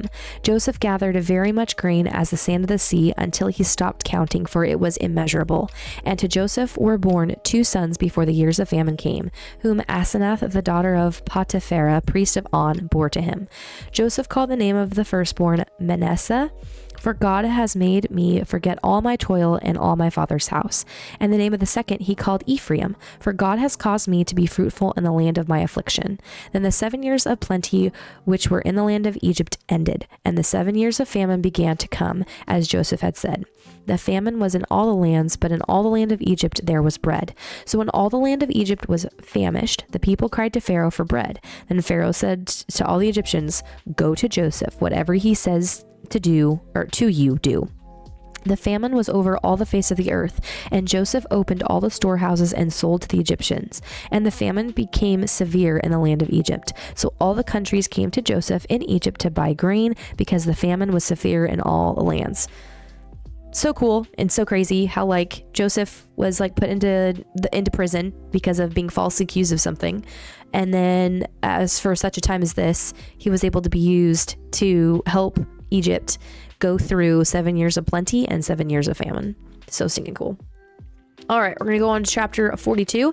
I'm going to try to get to chapter 50 tonight. So we've got 8 more chapters to go until we finish Genesis. And then next week we get to start Exodus. All right.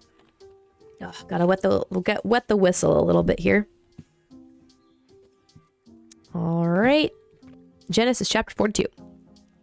When Jacob saw that there was grain in Egypt, Jacob said to his sons, "Why do you look at one another?" And he said, "Indeed, I have heard that there is grain in Egypt. Go down to that place and buy for us there, that we may live and not die." So Joseph's 10 brothers went down to buy grain in Egypt. But Jacob did not send Joseph's brother Benjamin with his brothers, for he said, lest some calamity befall him. And the sons of Israel went to buy grain among those who journeyed, for the famine was in the land of Canaan. Now Joseph was governor over the land, and it was he who sold to all the people of the land. And Joseph's brothers came and bowed down before him with their faces to the earth. Joseph saw his brothers and recognized them, but he acted as a stranger to them and spoke roughly to them. Then he said to them, "Where do you come from?" And they said, "From the land of Canaan to buy food."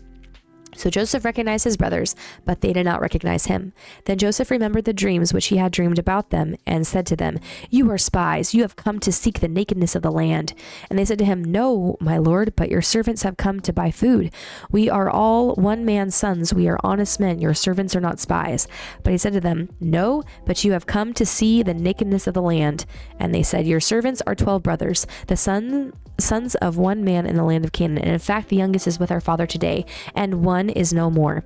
But Joseph said to them, "It is as I spoke to you, saying, you are spies. In this manner you shall be tested. By the life of Pharaoh, you shall not leave this place unless your youngest brother comes here. Send one of you and let him bring your brother, and you shall be kept in prison, that your words may be tested to see whether there is any truth in you, or else by the life of Pharaoh, surely you are spies. So he put them all together in prison 3 days. Then Joseph said to them the third day, do this and live, for I fear God. If you are honest men, let one of your brothers be confined to your prison houses, but you go and carry grain for the famine of your houses, and bring your youngest brother to me, so your words will be verified, and you shall not die. And they did so. Then they said to one another, we are truly guilty concerning our brother, for we saw the anguish of his soul when he pleaded with us, and we would not hear. Therefore his distress has come upon us. And Reuben answered them, saying, did I not speak to you, saying, do not sin against the boy? And you would not listen. Therefore, behold, his blood is now required of us. But they did not know that Joseph understood them, for he spoke to them through an interpreter. And he turned himself away from them and wept. Then he returned to them again and talked with them. And he took Simeon from them and bound him before their eyes.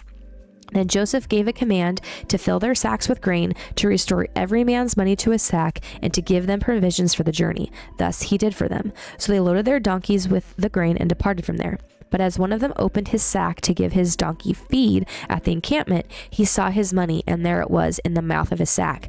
So he said to his brothers, my money has been restored, and there it is in my sack. Then their hearts failed them, and they were afraid, saying to one another, what is this that God has done to us?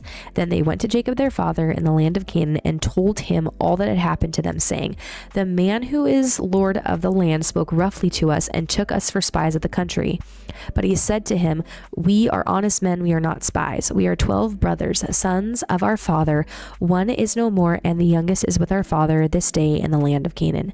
Then the man, the Lord of the country, said to us, by this I will know that you are honest men. Leave one of your brothers here with me, take food for the famine of your households, and be gone. And bring your youngest brother to me, so I shall know that you are not spies, but that you are honest men. I will grant your brother to you, and you may trade in the land. Then it happened, as they emptied their sacks, that surprisingly each man's bundle of money was in his sack. And when they and their father saw the bundles of money, they were afraid. And Jacob their father said to them, you have bereaved me. Joseph is no more, Simeon is no more, and you want to take Benjamin? All these things are against me. Then Reuben spoke to his father, saying, kill my 2 sons if I do not bring him back to you. Put him in my hands, and I will bring him back to you. But he said, my son shall not go down with you, for his brother is dead, and he is left alone. And if any calamity should befall him along the way in which you go, then you would bring down my gray hair with sorrow to the grave. I get it, right? Like a dad thinks that he lost Joseph. Joseph is currently in Egypt, helping with some of this, like with the famine that's happening in Egypt. And because of what his brothers did, going back to his father with Joseph's many, like his coat of colors, and dipping it in like blood, making it look like he actually like died from a beast. Yeah, I would be afraid too if I only had 2 sons from my favorite, if I was a guy and I had my only 2 sons from my favorite wife. Like, yeah, I wouldn't want to send him either. I get it. All right, Genesis 43. Now the famine was severe in the land, and it came to pass when they had eaten up the grain which they had brought from Egypt, that their father said to them, go back, buy us a little food. But Judah spoke to him, saying, the man solemnly warned us, saying, you shall not see my face unless your brother is with you. If you send our brother with us, we will go down and buy you food. But if you will not send him, we will not go down. For the man said to us, you shall not see my face unless your brother is with you. And Israel said, why did you deal so wrongfully with me as to tell the man whether you had still another brother? But they said, the man asked us pointedly about ourselves and our family, saying, is your father still alive? Have you another brother? And we told him according to those words. Could we possibly have known that he would say, bring your brother down?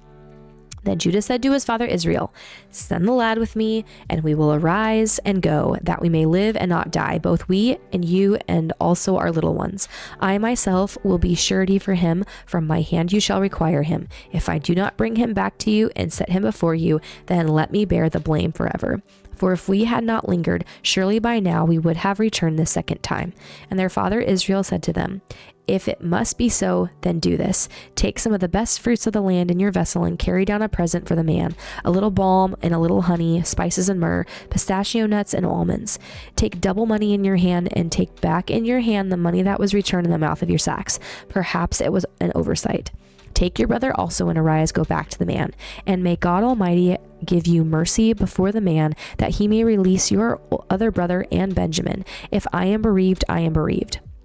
So the men took the present and Benjamin, and they took double money in their hand and arose and went down to Egypt. And they stood before Joseph. When Joseph saw Benjamin with them, he said to the steward of his house, Take these men to my home and slaughter an animal and make ready, for these men will dine with me at noon. Then the man did as Joseph ordered, and the man brought the men into Joseph's house. Now the men were afraid because they were brought into Joseph's house, and they said, It is because of the money which was returned in our sacks the first time that we are brought in, so that he may make a case against us and fall upon us to take us as slaves with our donkeys. When they drew near to the steward of the Joseph's house, they talked with him at the door of the house and said, Oh, sir, we indeed came down the first time to buy food, but it happened when we came to the encampment that we opened our sacks, and there each man's money was in the mouth of his sack, our money in full weight, so we have brought it back in our hand. And we have brought down other money in our hands to buy food. We do not know who put our money in our sacks. But he said, Peace be with you. Do not be afraid. Your God and the God of your father has given you treasure in your sacks. I had your money. Then he brought Simeon out to them. So the man brought the men into Joseph's house and gave them water, and they washed their feet, and he gave their donkeys feed. Then they made the present ready for Joseph's coming at noon, for they heard that they would eat bread there. And when Joseph came home, they brought him the present which was in their hand into the house, and bowed down before him to the earth. Then he asked them about their well-being and said, Is your father well? The old man of whom you spoke, is he still alive? And they answered, Your servant, our father, is in good health. He is still alive. And they bowed their heads down and prostrated themselves.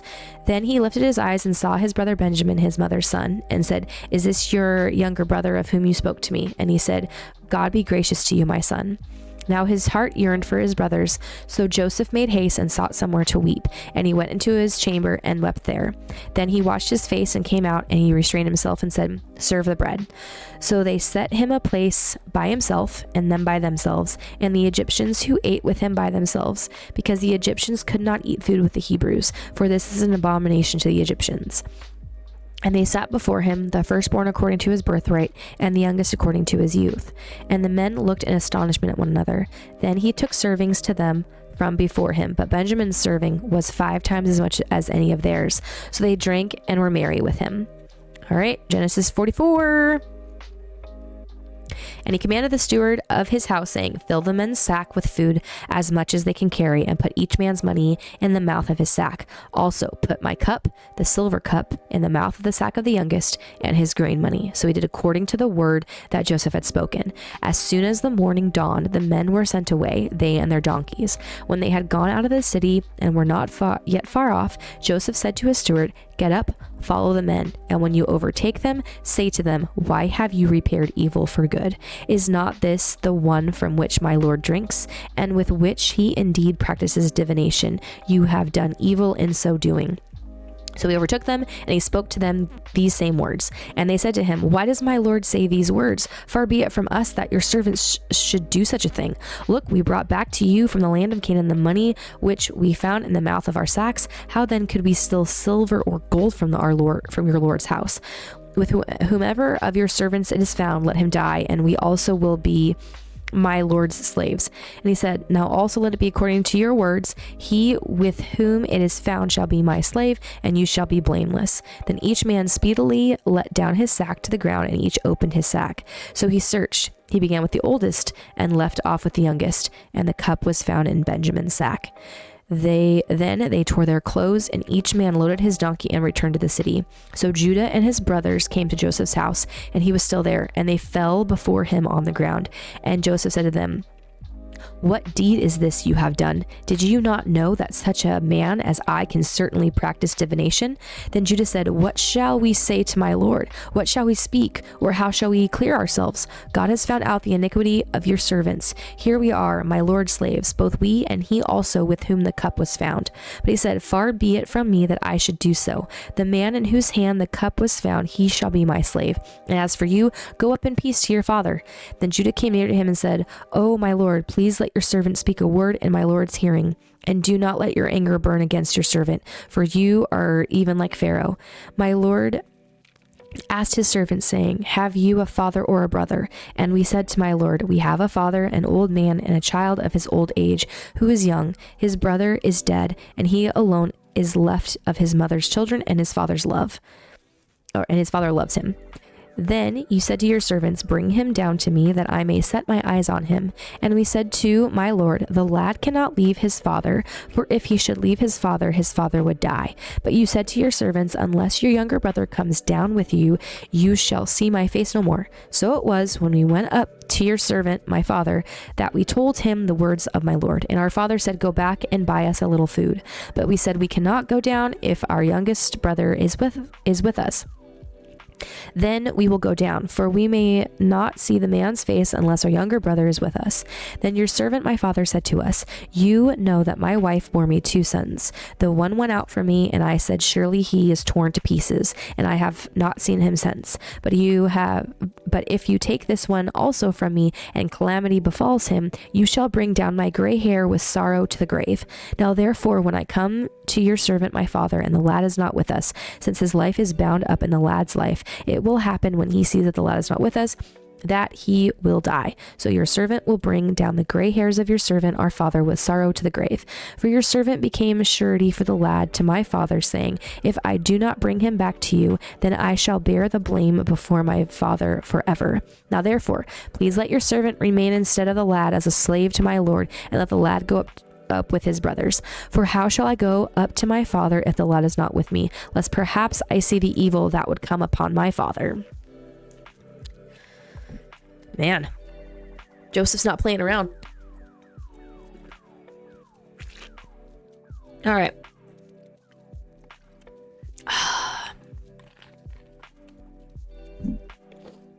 All right, Genesis 45. Got 5 more chapters, guys. 5 more chapters. All right. Then Joseph could not restrain himself before all those who stood by him, and he cried out, make everyone go out for me. So no one stood with him while Joseph made himself known to his brothers. And he wept aloud, and the Egyptians and the house of Pharaoh heard it. Then Joseph said to his brothers, I am Joseph. Does my father still live? But his brothers could not answer him, for they were dismayed in his presence. And Joseph said to his brothers, please come near me. So they came near. Then he said, I am Joseph, your brother, whom you sold into Egypt.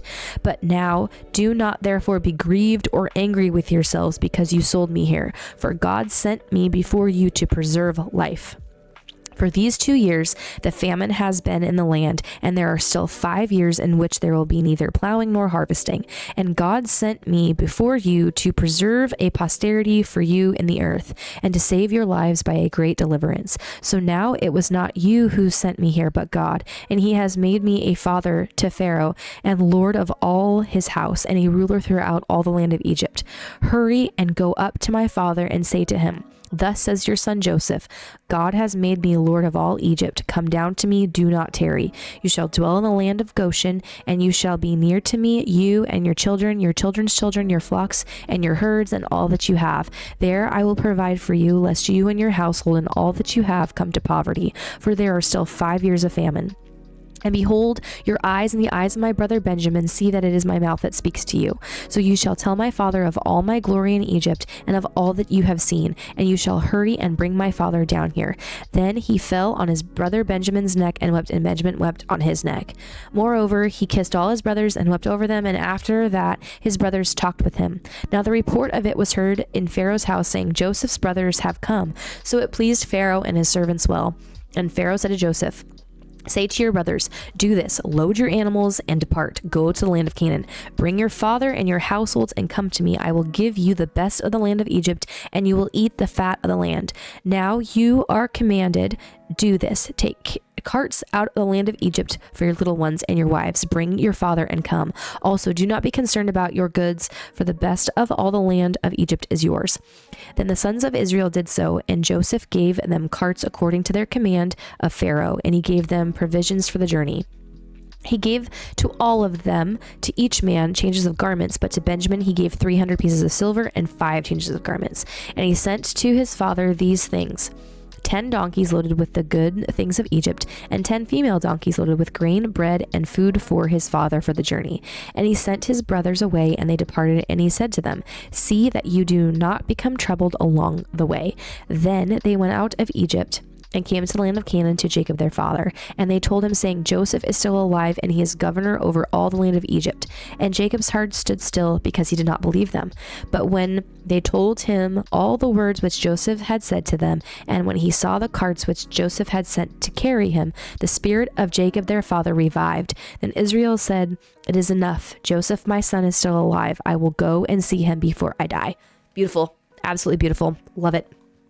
All right, Genesis chapter 46. All right, so Israel took his journey with all that he had and came to Beersheba and offered sacrifices to the God of his father Isaac. Then God spoke to Israel in the visions of the night and said, "Jacob, Jacob." And he said, "Here I am." So he said, "I am God, the God of your father. Do not fear to go down to Egypt, for I will make of you a great nation there. I will go down with you to Egypt, and I will also surely bring you up again, and Joseph will put his hand on your eyes." Then Jacob arose from Beersheba, and the sons of Israel carried their father Jacob, their little ones, and their wives, in the carts which Pharaoh had sent to carry him. So they took their livestock and their goods, which they had acquired in the land of Canaan, and went to Egypt, Jacob and all his descendants with him, his sons and his sons' sons, his daughters and his sons' daughters, and all his descendants he brought with him to Egypt. Now these were the names of the children of Israel, Jacob and his sons who went to Egypt. Reuben was Jacob's firstborn. The sons of Reuben were Hanok, Palu, Hezron, and Carmi. The sons of Simeon were Jemuel, Jamin, Ohad, Jachin, Zohar, and Shaul, the son of the Canaanite woman. The sons of Levi were Gershon, Kohath, and Merari. The sons of Judah were Onan, Shelah, Perez, and Zerah. But and Onan died in the land of Canaan. The sons of Perez were Hezron and Hamul. The sons of Issachar were Tola, Puva, Job, and Shimron. The sons of Zebulun were Sered, Elon, and Jehaleel.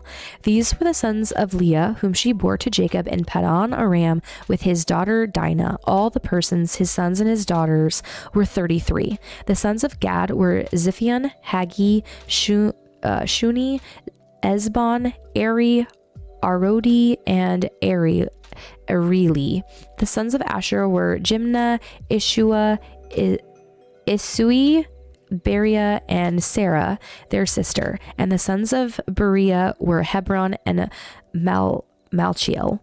These were the sons of Zilpah, whom Laban gave to Leah his daughter, and these she bore to Jacob, 16 persons. The sons of Rachel, Jacob's wife, were Joseph and Benjamin. And to Joseph in the land of Egypt were born Manasseh and Ephraim, whom Asenath, the daughter of Potipharah, priest of On, bore to him. The sons of Benjamin were Bela, Becher, Ashbel, Gera, Naaman, Ehi, Rosh, Muppin, Hupim, and Ard. These are the sons of Rachel who were born to Jacob, 14 persons in all. The sons of Dan was Hushim. The sons of Naphtali were Jeziel, Guni, Jezri, and Shillem. These were the sons of Bilhah, whom Laban gave to Rachel his daughter, and she bore these to Jacob, 7 persons in all. All the persons who went with Jacob to Egypt, who came from his body, besides Jacob's sons' wives, were 60 persons in all. And the sons of Joseph, who were born to him in Egypt, were 2 persons. All the persons of the house of Jacob who went to Egypt were 70. Then he sent Judah before him to Joseph to point out before him the way to Goshen, and they came to the land of Goshen. So Joseph made ready his chariot and went up to Goshen to meet his father Israel, and he presented himself to him and fell on his neck and wept on his neck a good while. And Israel said to Joseph, "Now let me die, since I have seen your face, because you are still alive." Then Joseph said to his brothers and to his father's household, "I will go up and tell Pharaoh and say to him, 'My brothers and those of my father's house who were in the land of Canaan have come to me. And the men are shepherds, for their occupation has been to feed livestock, and they have brought their flocks, their herds, and all that they have. So it shall be, when Pharaoh calls you and says, what is your occupation? That you shall say, your servants' occupation has been with livestock from our youth even till now, both we and also our fathers. That you may dwell in the land of Goshen, for every shepherd is an abomination to the Egyptians.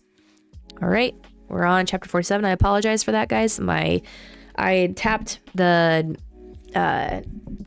handle that's holding my microphone right here, so that's why I was like, ugh. All right, chapter 47. I'll just leave this here, leave that open. All right, Genesis 47. Then Joseph went and told Pharaoh and said, my father and my brothers, their flocks and their herds and all that they possess have come from the land of Canaan, and indeed they are in the land of Goshen.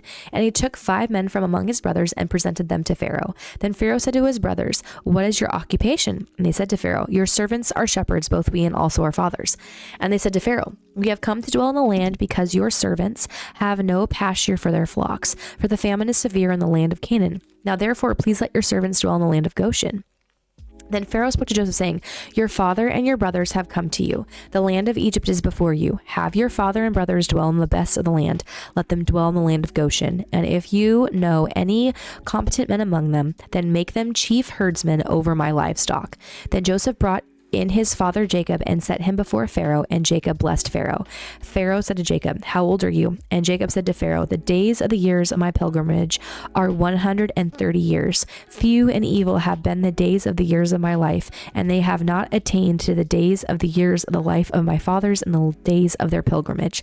So Jacob blessed Pharaoh and went out from before Pharaoh. And Joseph situated his father and his brothers and gave them a possession in the land of Egypt, in the best of the land, in the land of Ramses, as Pharaoh had commanded. Then Joseph provided his father, his brothers, and all his father's household with bread, according to the number in their families. Now there was no bread in all the land, for the famine was very severe, so that the land of Egypt and the land of Canaan languished because of the famine. And Joseph gathered up all the money that was found in the land of Egypt and in the land of Canaan for the grain which they bought. And Joseph brought the money into Pharaoh's house. So when the money failed in the land of Egypt and in the land of Canaan, all the Egyptians came to Joseph and said, give us bread, for why should we die in your presence? For the money has failed. Then Joseph said, give your livestock, and I will give you bread for your livestock if the money is gone. So they brought their livestock to Joseph, and Joseph gave them bread in exchange for the horses, the flocks, the cattle of the herds, and for the donkeys. Thus he fed them with bread in exchange for all their livestock that year. When that year had ended, they came in the next year and said to him, we will not hide from my lord that our money is gone. My lord also has our herds of livestock. There is nothing left in the sight of my lord but our bodies and our lands. Why should we die before your eyes, before we and our land? Buy us and our land for bread, and we and our land will be your servants of Pharaoh. Give us seed that we may live and not die, that the land may not be desolate. Then Joseph bought all the land of Egypt for Pharaoh, for every man of the Egyptians sold his field because the famine was severe upon them. So the land became Pharaoh's. And as for the people, he moved them into the cities from one end of the borders of Egypt to the other. Only the land of the priests he did not buy, for the priests had rations allotted to them by Pharaoh, and they ate their rations which Pharaoh gave them. Therefore they did not sell their lands. Then Joseph said to the people, indeed, I have bought you and your land this day for Pharaoh. Look, here is seed for you, and you shall sow the land. And it shall come to pass in the harvest that you shall give 1/5 to Pharaoh. 4/5 shall be your own as seed for the field and for your food, for those of your household, and as food for your little ones. So they said, you have saved our lives. Let us find favor in the sight of my Lord, and we will be Pharaoh's servants. And Joseph made it a law over the land of Egypt to this day, that Pharaoh should have 1/5, except for the land of the priests only, which did not become Pharaoh's. So Israel dwelt in the land of Egypt in the country of Goshen, and they had possessions there, and grew and multiplied exceedingly. And Jacob lived in the land of Egypt 17 years. So the length of Jacob's life was 147 years.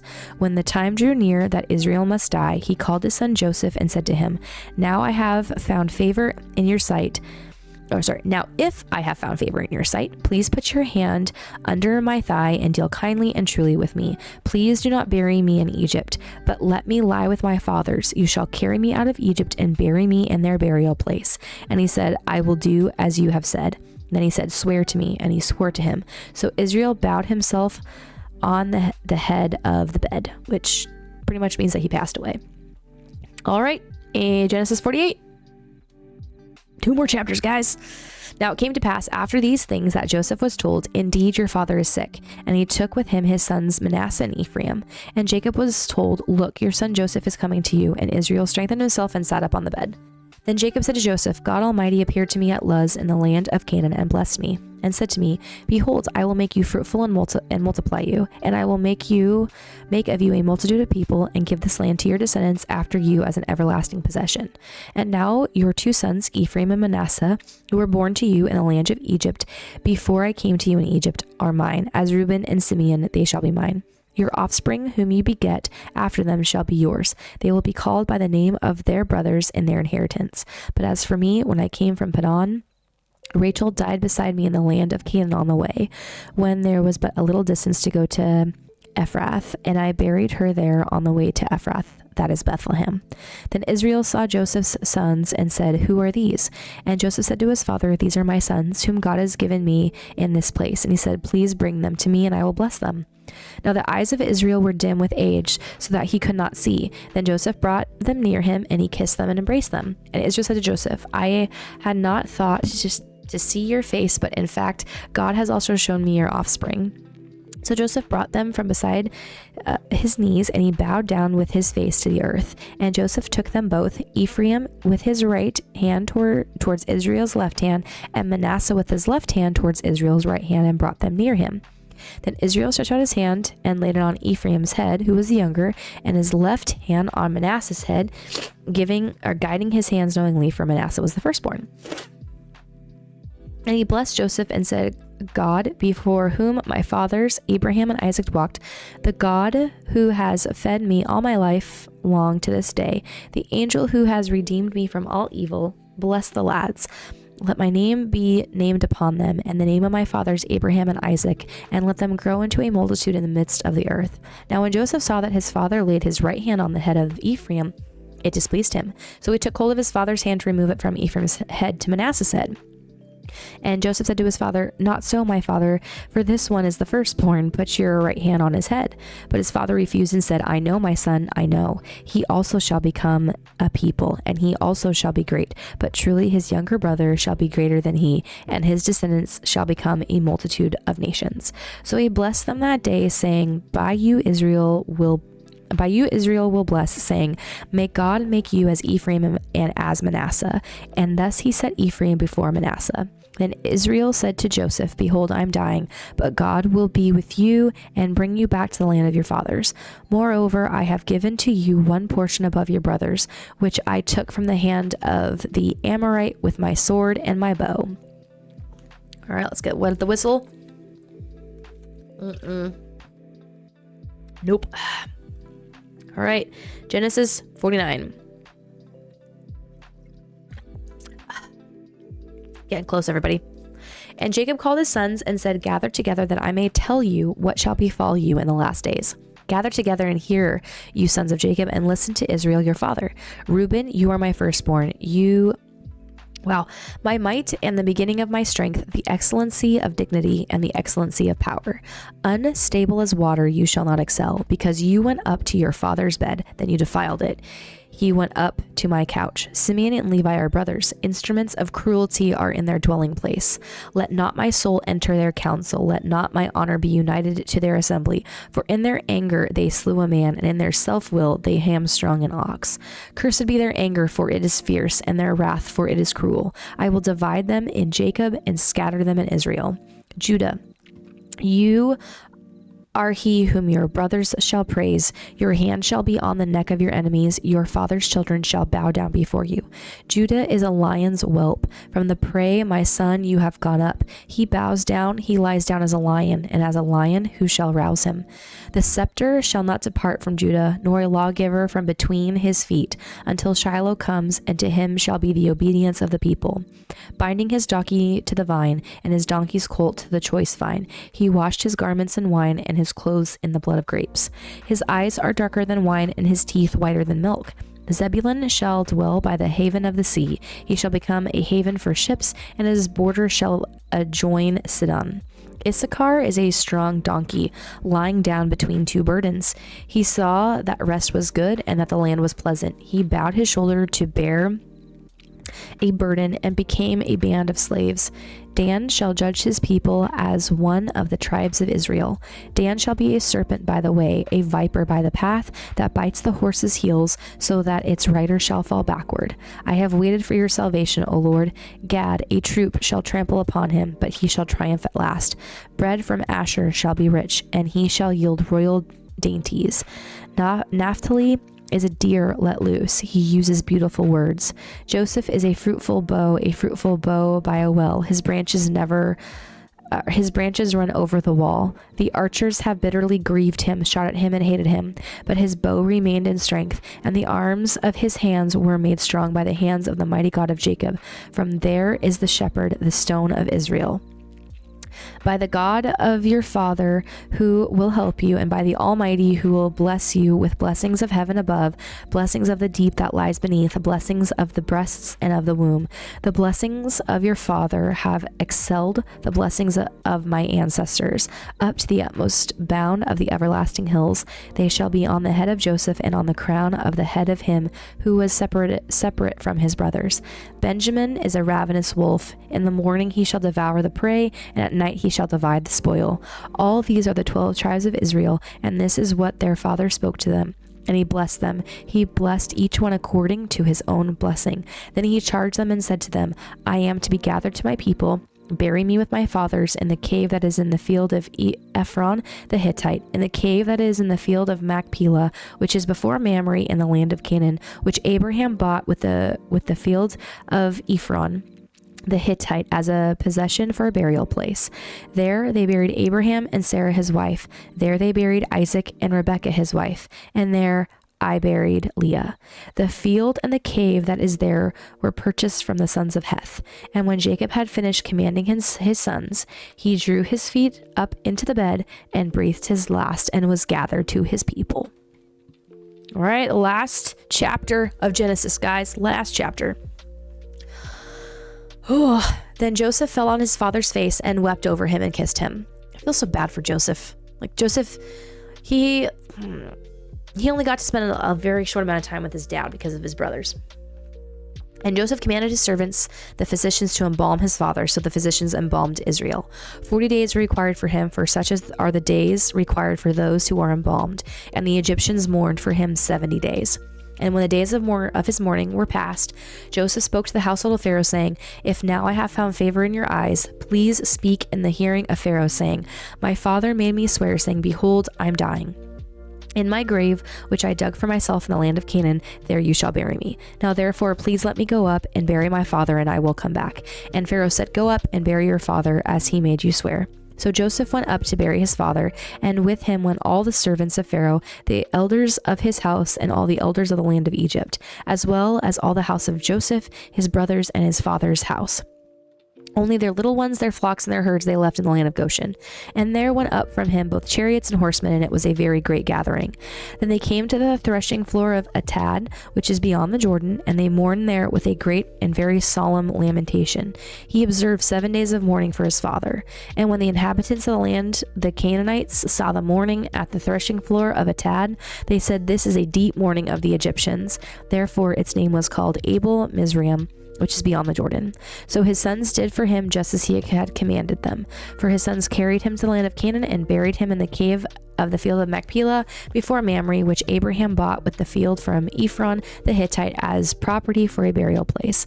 And after he had buried his father, Joseph returned to Egypt, he and his brothers, and all who went up with him to bury his father. When Joseph's brothers saw that their father was dead, they said, "Perhaps Joseph will hate us and may actually repay us for all the evil which we did to him." So they sent messengers to Joseph, saying, "Before your father died, he commanded, saying, 'Thus you shall say to Joseph, I beg you, please forgive the trespasses of your brothers and their sins, for they did evil to you. Now please forgive the trespasses of the servants of the God of your father.' And Joseph wept when they spoke to him. Then his brothers also went and fell down before his face, and they said, 'Behold, we are your servants.' And Joseph said to them, 'Do not be afraid, for am I in the place of God? But as for you, you meant evil against me, but God meant it for good, in order to bring it about as it is this day, to save many people alive. Therefore, do not be afraid. I will provide for you and your little ones.' And he comforted them and spoke kindly to them. So Joseph dwelt in Egypt, he and his father's household, and Joseph lived 110 years. Joseph saw Ephraim's children to the third generation. The children of Machir, the son of Manasseh, were also brought up on Joseph's knee. And Joseph said to his brethren, 'I am dying, but God will surely visit you and bring you out of this land to the land of which he swore to Abraham, to Isaac, and to Jacob.'" Wow, guys, I'm getting like really emotional. I'm like, normally I don't, but then Joseph took an oath from the children of Israel, saying, "God will surely visit you, and you shall carry up my bones from here." So Joseph died, being 110 years old, and they embalmed him, and he was put in a coffin in Egypt. Oh my gosh. Oh. Like, the story of Joseph is just super, super powerful. Because of the fact that, like, right, like, he didn't really get to spend that much time with his dad. Because of the fact that, like, his brothers sold him into slavery. And I love this verse too that's up here, that where he talks about, like, "But as for you, you meant evil against me, but God meant it for good." It's like, it's such a powerful statement, because I think sometimes we think that, oh, well, we're just going through like this valley right now, like, right, like we're just going through evil, and, you know, just the hard times that we go through, or they must be bad. But it's like, no, actually, a lot of times God uses that for good. Sometimes we have to go through struggles in life in order to either break patterns that we have, to make us stronger, to, like, there are certain things that we're not going to be able to see in life. And going through specific times of either grief, sorrow, sadness, those things can help to make us into the person that we're supposed to be for such a time as this. So, guys, we did it. That was Genesis. That was our Genesis. I'm super, like, excited and happy that we were able to finally make it through Genesis. I know that I've been missing my, like, the streams every once in a while on Mondays. Just personal things come up, or I've got other things going on with work, and so it was like, I'm really happy. This is something that I've been wanting to do for a while, and I think this is great to kind of add this into the stream. I feel like the music was pretty good. I'll have to listen back to this part of the stream and see if the music was too loud, if it was too low, try to get that just right. But there you have it. That is the reading of Genesis for today.